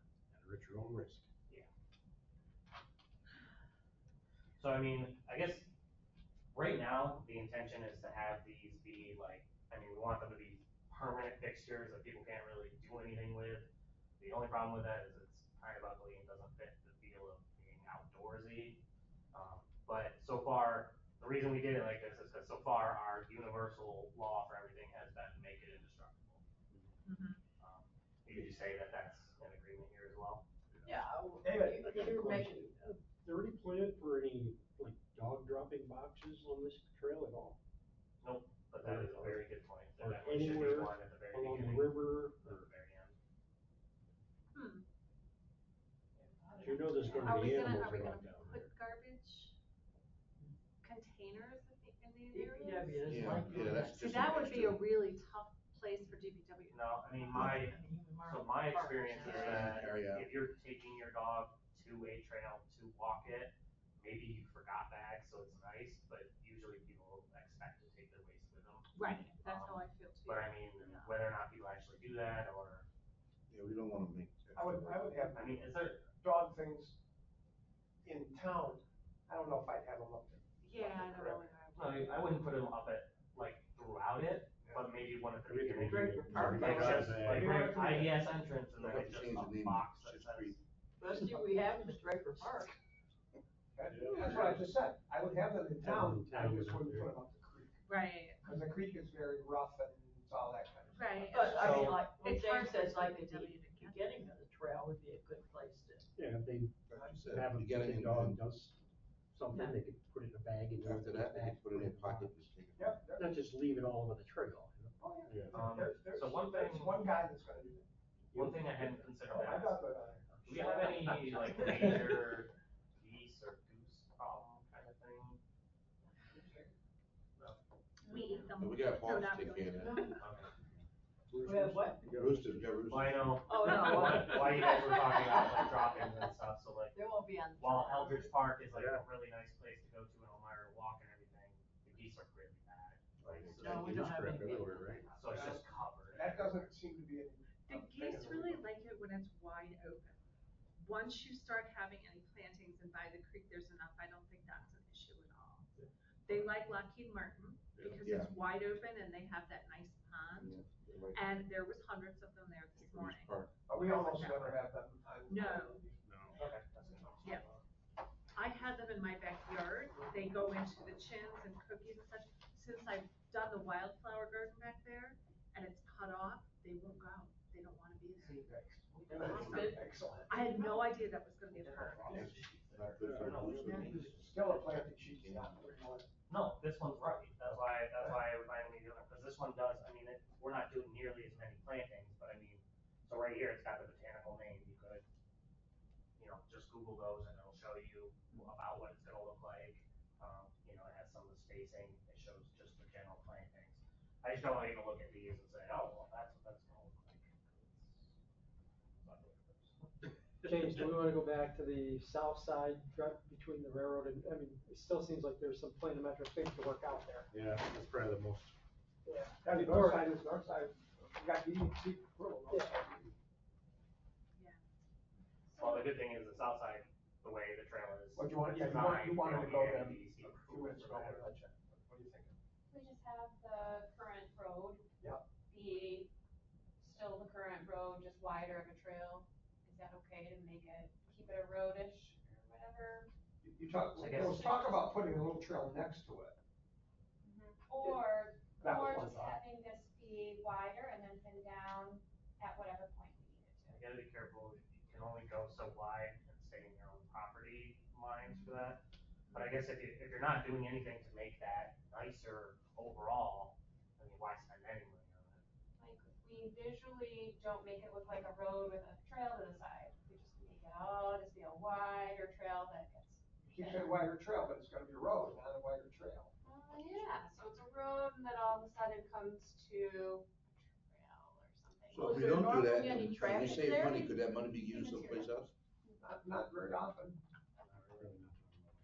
So one thing, Material on the I don't want, you're not gonna Just save like that watch much money by doing this kind of area. I mean, the budget for all of the waterfront is $550,000. You guys spent that on your bathroom. Yeah. No, I know, but to Where's the Charles's bathroom point, going on the if trail? you don't do it, how much is this section, the whole thing, north and south? The prices. Yeah. Yeah, that would be interesting to know, the budget for the whole creek trail. Last time we looked at it, it was, Sure back. Trail to nowhere. Yes. Well, it's Alaska. biking and hiking and. but do we wanna promote people biking down a road that's a road, Well, that you've got trucks coming down? no, trucks don't go down there, hardly anything goes down there. You could put a line, Stuff back there. like Yeah, over but how do you Hickory think Park, about that? you know, pedestrian area on the road. Not just grass or. Hmm? Not just grass or whatever. Tomorrow you and I are going over and look at that. Right. Ride No, we your need to. bikes, wear your helmets. Wanna go? Sure. Okay. Bring your bike. Yeah, it's supposed to be a nice day But I tomorrow. thought where you were going, Yeah, the road yeah. comes here, Yeah. to the ballpark, I thought you Sounds were like a good talking about idea. coming here. Well, there is a trail right over here, it's not along the creek here, it's about where the ballpark is. So if you went to the outside of the ballpark, right about where this dotted line is, there is a trail that then will cut up closer to the creek, it doesn't hit it quite yet here, and then maybe about up here, it's right along the creek. Could you just swing that out then and pick the end of the you're looking at The about Polk Road, 350,000. and then Have the trail come down 350,000. around the Yeah. ballpark and go up there. and just hit That's that, how and much then that this is. would stay the This is road, how much we wouldn't be. budgeted for this, so walking you've got basically road. Would be able, and actually going 150,000 no for farther, that, the you could, plantings and. it almost does that, there used to be a picnic area right in here, and that's long since dead. You That's could for go just around the the ball north and field south. and go to the road here, past three city properties, but. So you can use There, half of and that. I say the trail does go up here, so you could do that, and then, Because what it sounds like, not a lot, Because they can park currently at the Livingston ball fields where could be they, done where with they it. play. I mean, And so just you. bare minimum. doing that, I mean, a big part Yeah. here, because so every like, place- if you were to just have your DPW do this work, I mean, it's not super complicated work, Forget you it. pay almost nothing. Like, Right. it would be Right. dramatically Yeah. different. But just to get guys out there on site to do it, I mean, you're paying prevailing wage. Probably wouldn't take That's the much, difference to with take it. that, Yeah. little stone From dust, finding pack, it out 4 foot for wide. the, Start like right over in here. I say, little yeah, right when you get outside the outfield of the ball field here. Yeah, the return of the There's bell session. trees and growth, and that's where the trail goes up there. I believe it's at noon It's already, tomorrow. it's already, Noon on it's already the trail. 12th at The only people I see gonna be using this would be fishermen going upstream. Rock pickers and stuff. That's right. And dog walkers and stuff use this North Trail a lot. And they use this field. Yeah, I mean, They you use the really, field for baseball. it really wouldn't be Yeah. that much work to modify that, especially, I mean, we primarily try Did to. you hear do that? this as a 300,000. The whole thing. Return the bell is- It's not a terrible thought, because there is parking, bunch of parking along here, They'll do it in so the, people could park down there. There's parking at the ball field. And then, Easiest play there is to get from Oh, that's parking not to steamer, that's not trail. steamer. the trail's right up there. My question is, if that's downgrade, Right there, It's something and you to. just walk. it's the spruce bare minimum. There really isn't any downgrading to this, you're already doing Well, I think to Yeah. Charles's point though, I It's just think maybe where you're going is make it such that DPW or wherever gets the plans approved, maybe build half it, the other half, I know you're talking about contingency and you want the, close your ears, Rusty, you want the skate park or something like that, you don't wanna go into there with limited contingency. Half of this could be your contingency, you get the plans approved with the potential that the DPW may be able to weigh in on it or, Okay. you know, construct it or, Okay, okay. or contribute to it and get a healthy enough return on that, or that could be your contingency. If you don't use that contingency, then finish it out. That's, And they're not gonna try to be. The problem with that is it's two separate contracts currently. So we would have to get a budget amendment to move the money once and then another one to move it back. Yeah. But I think you'd only Which do that if you can needed be it. done. Or if maybe could they combine these two? And not all the other ones, but just these two? Well, I mean, as we've realized, like, what we can't do and can do are subject to us trying. So another issue Why do here, they combine those? They won't say street you, and the you can park? definitely do something, you can do it, they'll say you can submit to do that. And then they will wait. so is our issue here, from where these properties kind of end and it goes up in there, that's not a big problem for us, we kind of know what we're doing there, it's just whether we want to use this road or whether we want to come around that road.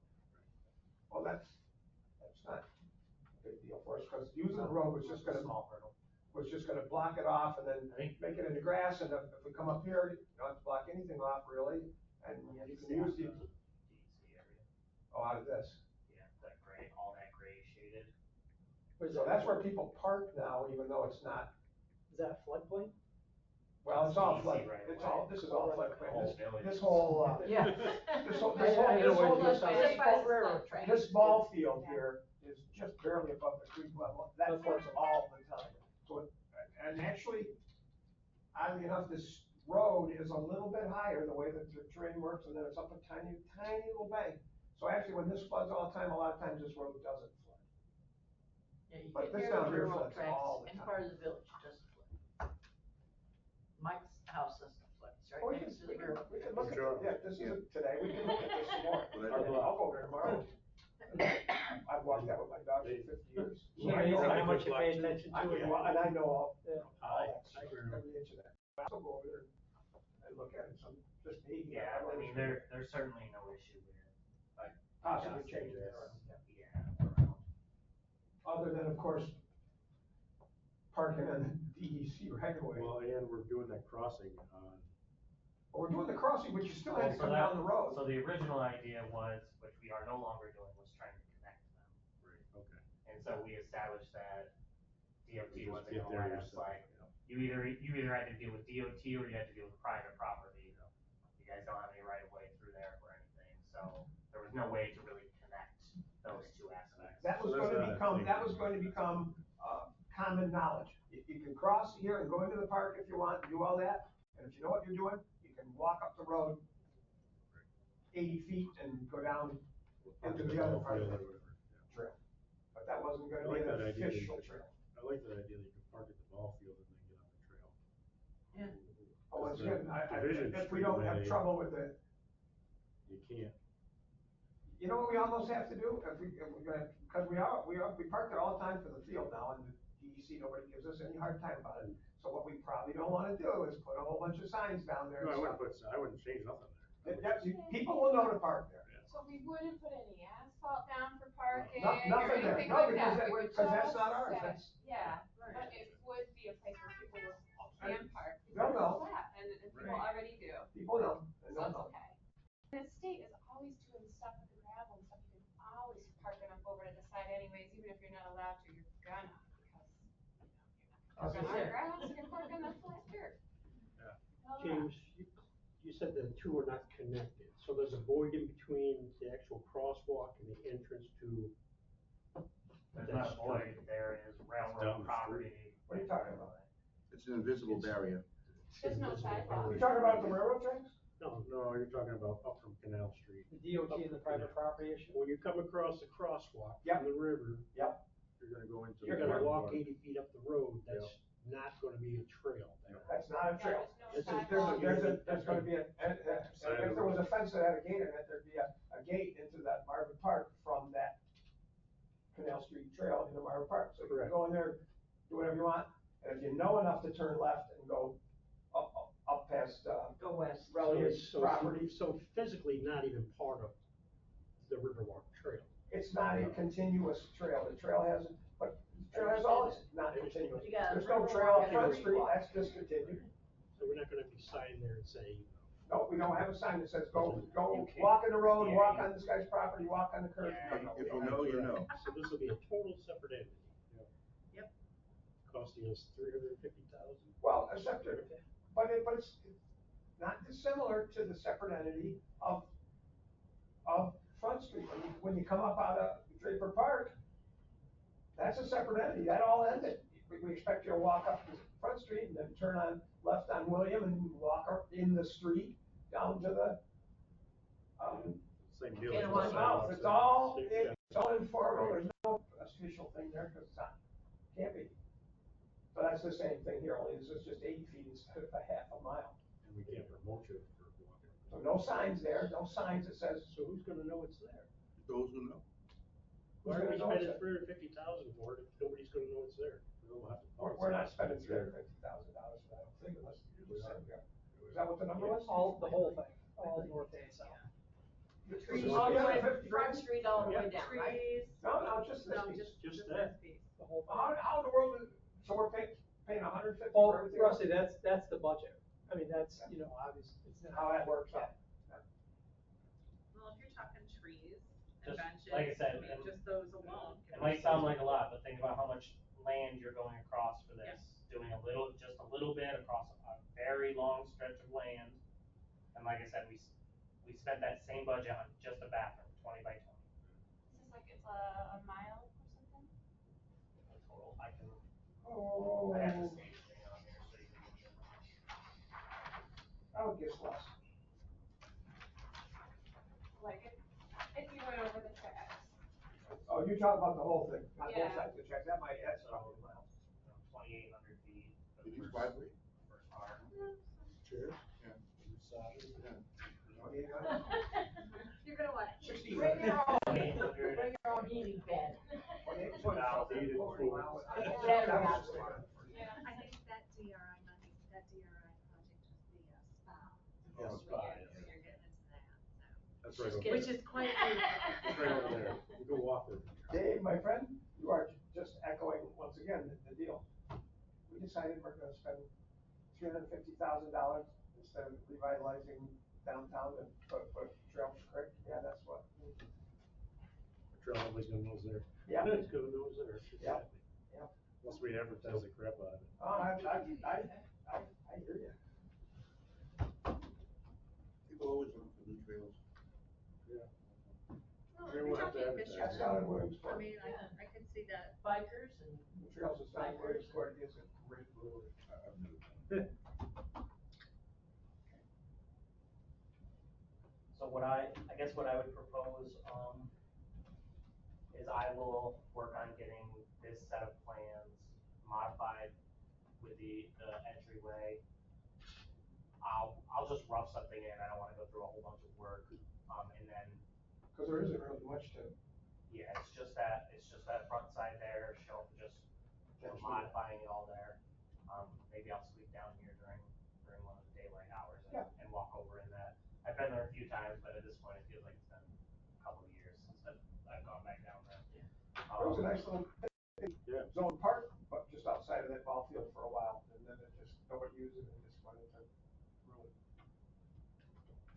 Yeah, so, but other than that, it seems like the trail and the river are mostly, acceptable the way they are. IDS signs, so I mean, ideally, I really like something written from you guys on what you wanna do. I'll submit that modification and then get some feedback on before I move to finalize it. And then same with the IDS signs, whether or not you guys are like, yeah, we wanna do IDS signs, we don't wanna do them, are we gonna remove them, or are we just gonna do stuff that we already did? Whatever that lands for both aspects. And then, the final part of that is remembering that we're gonna be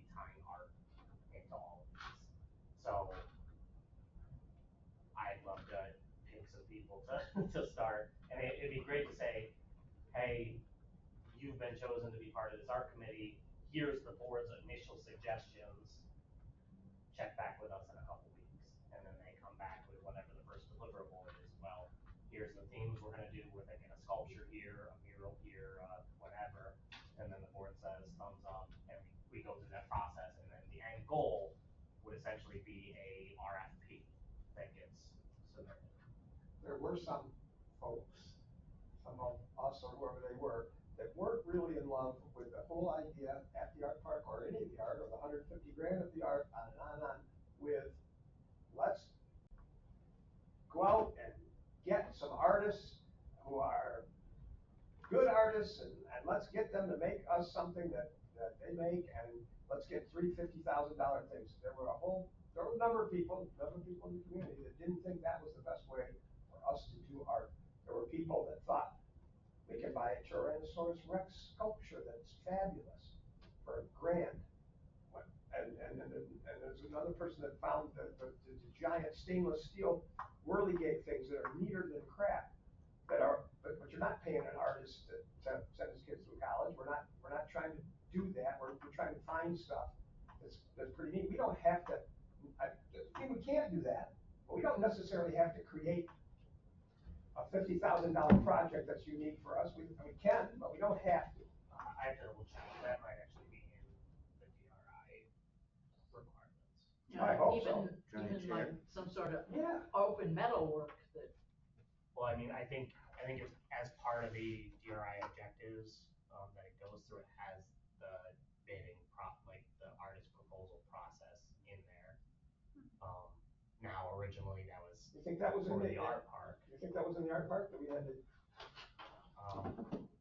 do it that way? There's gotta be Yeah, a lot Custom of art good artists versus, around the area, production Yeah. art, around Yeah. County. right, that's really the Or two sides. new custom art Either way, for even if it was. used.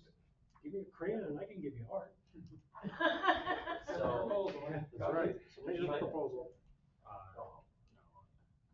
Just saying, there's a bunch of people didn't think, free custom things from Marble or whatever, yeah. were the best way to do art. How many murals can we get So, without Yeah, doing but that? that's a different kind of art. But that's the idea that it has to be a Sculpture and- sculpture. Murals art, Oh, yeah. yeah, I mean, no, just how many things can we get, how many I mean, places, how much? You mentioned the so bathroom. here, You said, under the project, so each quarter, you guys don't know it because I do it for you. You guys have to submit a project component list, and it's all these components, and you tell them how much percent you're completed, what date you're expecting it, what progress you've made, task accomplished, and what you've submitted. So that's all essentially, and I mean, the upside to our weekly meeting with DOS is we can basically say, we report weekly, see meeting minutes for a lot of that stuff. So, but under one of these areas, so I mean, most of them have, very simple things that you've already done, you know, consultant selection and, compliance requirements, draft design, and then, we're involved, final design, permits, like, it's very, general.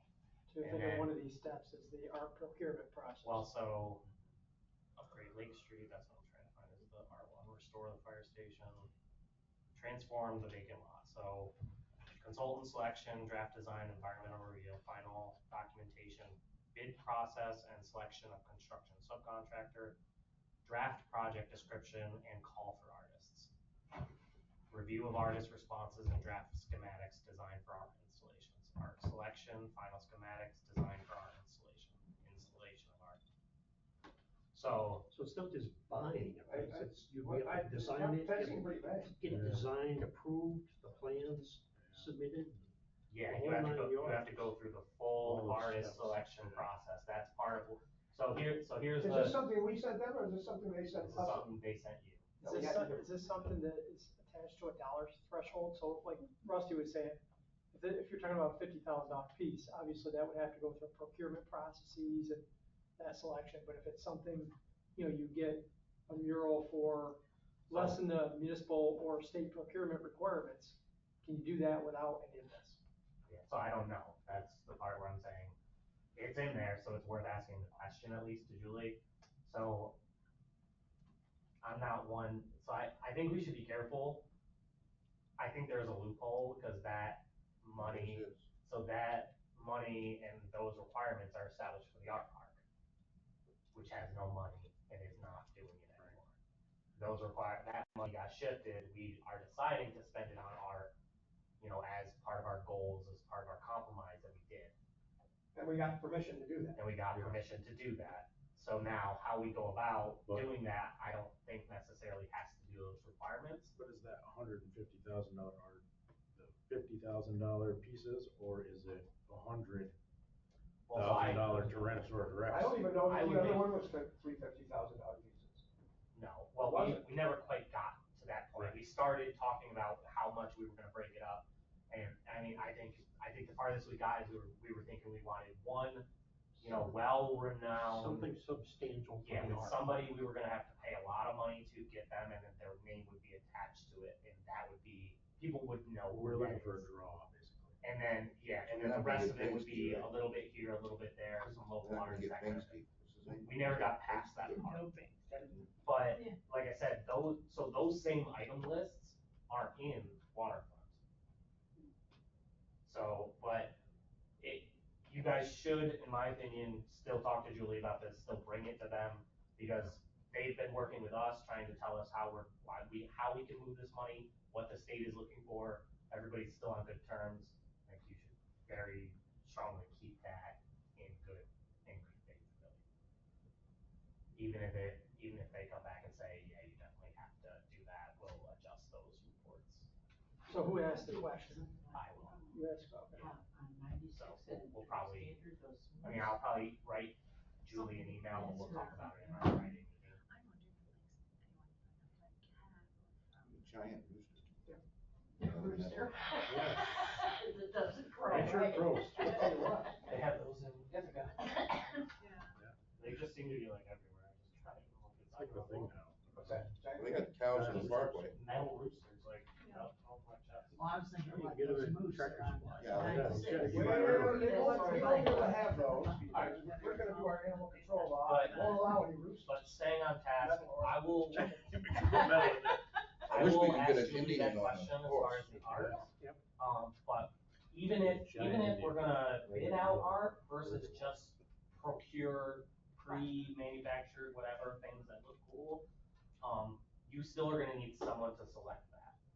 And you people are great and I love you all. I don't think that, you should do it. I think you really should get input from other people outside. If one or two people, I strongly recommend that one or two of you be on that board as part of it and then bring back. Ultimately, you still have the final say in everything, but then you have somebody to kind of delegate and do most of the bulk work for you.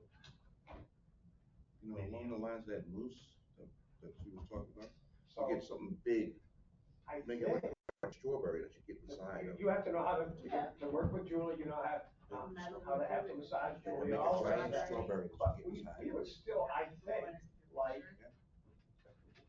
I We just would. thinking of Katie's Creations, that makes that. People like picking out art.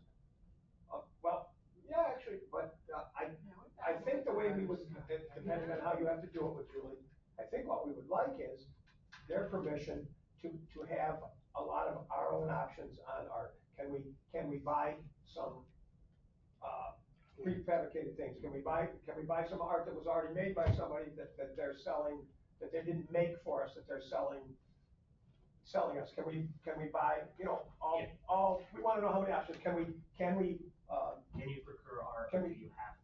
can we, yeah, Can we, which can we way? obtain art from a local artist or the school art department? Well, but or anything, or somebody that's, everybody's an artist, but somebody that's not that. Do we have some options about the ways we can do that? And we're interested in having those options. Can we do it? Because Julie's pretty good at when we say we'd kind of like to do this, can we do it, Julie? Because we're asking them for. Well, do remember that Julie is not the one approving this stuff. Right. Yeah. She is just our connect to Yeah, that. our goal. So, as much as Julie has worked with us and done it, she does not get the ultimate say. She does, speak on our behalf, when she agrees with us. And she knows when they're not gonna let you do that, But she knows that stuff. we've established that we can definitely break down and say, we only want this to be for local artists, we only want this one to be international, we want, so we can definitely do that, but whether or not we're just straight purchasing or if it has to be bid out in an open call, cause I mean, this wording in here is very specific, and there's a lot of steps, it says, open call to artists, what percentage, what are your proposals at? It's like a 5-step thing in there, so. But even bid out part, does it have to be bid out so that they create something from scratch? Can we bid out something that's already created? And there's just a lot of pieces. Yeah, let's ask the question. Yes, See what they let's say. find out the details. And it's very specific, it has to be bid out to artists, but defined artists. Well, yeah, I think the, Do they have a license that says they're a professional artist or Oh, well, the art community around the area, they know people, I mean, South County, Grove County, there's a lot of art I mean, communities. arguably anybody can submit art. That's Anybody what can we be did. an artist, exactly. Well, I mean, so, and they're not even submitting art at the time. Just one thing to keep in mind is normally when they do these submissions, they're gonna give you a price, they're gonna give you, I highly recommend you join the art committee so we can talk about, cause it's a pretty large process. We learned a lot about going through that, and it was not as cut and dry as we thought. And so I would consider that procuring art as opposed to purchasing art. Right. Yeah, but you have to ask the question, what kind of price tag do we put on art? I seen a plate with one Cheerio on it, on a wall, and that went for like millions of dollars. Thank God you didn't get the fork cereal. How much is it like? So something to keep in mind. So that was meant to be a bullet point, not a paragraph. but- You'll get the information. We like to get Things will silver. be Well, able to get. I'll do that, but my Yeah. thing is, either way, we need somebody to start saying, hey, let's call X, Y, and Z and ask them to be part of this committee, whether or not it's helping write a proposal or selecting things from a catalog. Mike, did you mention Christina DeStefano Yeah. from the Art She Council? was on our last committee. I'm sure I can see she would be She kind of excellent. was, I don't wanna say heading the committee, but kind of. Yeah, she was definitely helping us get some direction, but that's the thing you need to do too when you're thinking about this is realizing that there's different types of people. Christina is I don't think she's gonna be particularly fond of just purchasing something unless it's a unique piece from somebody who's done it, as opposed to something 100 people can buy. And no, we don't want run of the mill. that's the diverse committee. There needs to be some practical people in this way over here, there needs to be those voices, all those voices, but you can't also just have the art committee voices that only think that way. You gotta have all the voices. Yeah, that- ideally, Or there would something be that at ties least, into Owego. I mean, ideally, there would at least be one of you on that board to keep them in check. Ultimately, they can't make any decisions without you. It has to be brought to the board and presented. Your representative on that board is the person who says, I don't think you should waste time on that idea. It's never gonna get approved by the board. That way you don't get a bunch of very creative minds coming up with something that's not very Then practical. they get mad when Or vice we don't versa. accept They it. don't. Yeah, and well, vice versa, a bunch of very practical minds that are like, well, why don't you do this? It'll cost you $50. Nobody likes their time wasted. So take some time and really consider that, but, Is there anybody that really wants to be on that committee? Yeah, I But don't know, we did. Could we think about it for Well, yeah, more than today? Yeah. obviously we have a meeting in the week too, so. Yeah, couple weeks, we're gonna reassign tasks, so. So when was a goal to have that committee selected? Can we iron that out to say, okay, within Yeah. 2 weeks we're gonna have that? April 15th? Well, Yeah, I we're would gonna say try. by next week, think we can figure out who of us wants to be on the committee anyway.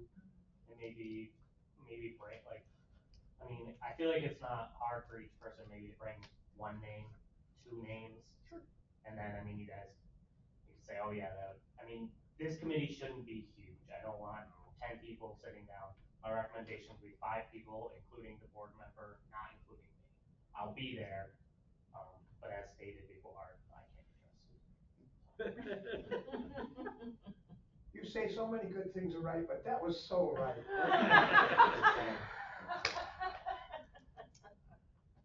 We love you, James. I believe we're pretty much wrapped up here. I think so. Yeah. So I know I have stuff to say, and that this isn't big stuff, but we dropped the ball. This meeting is what we should have been doing for the last year or two.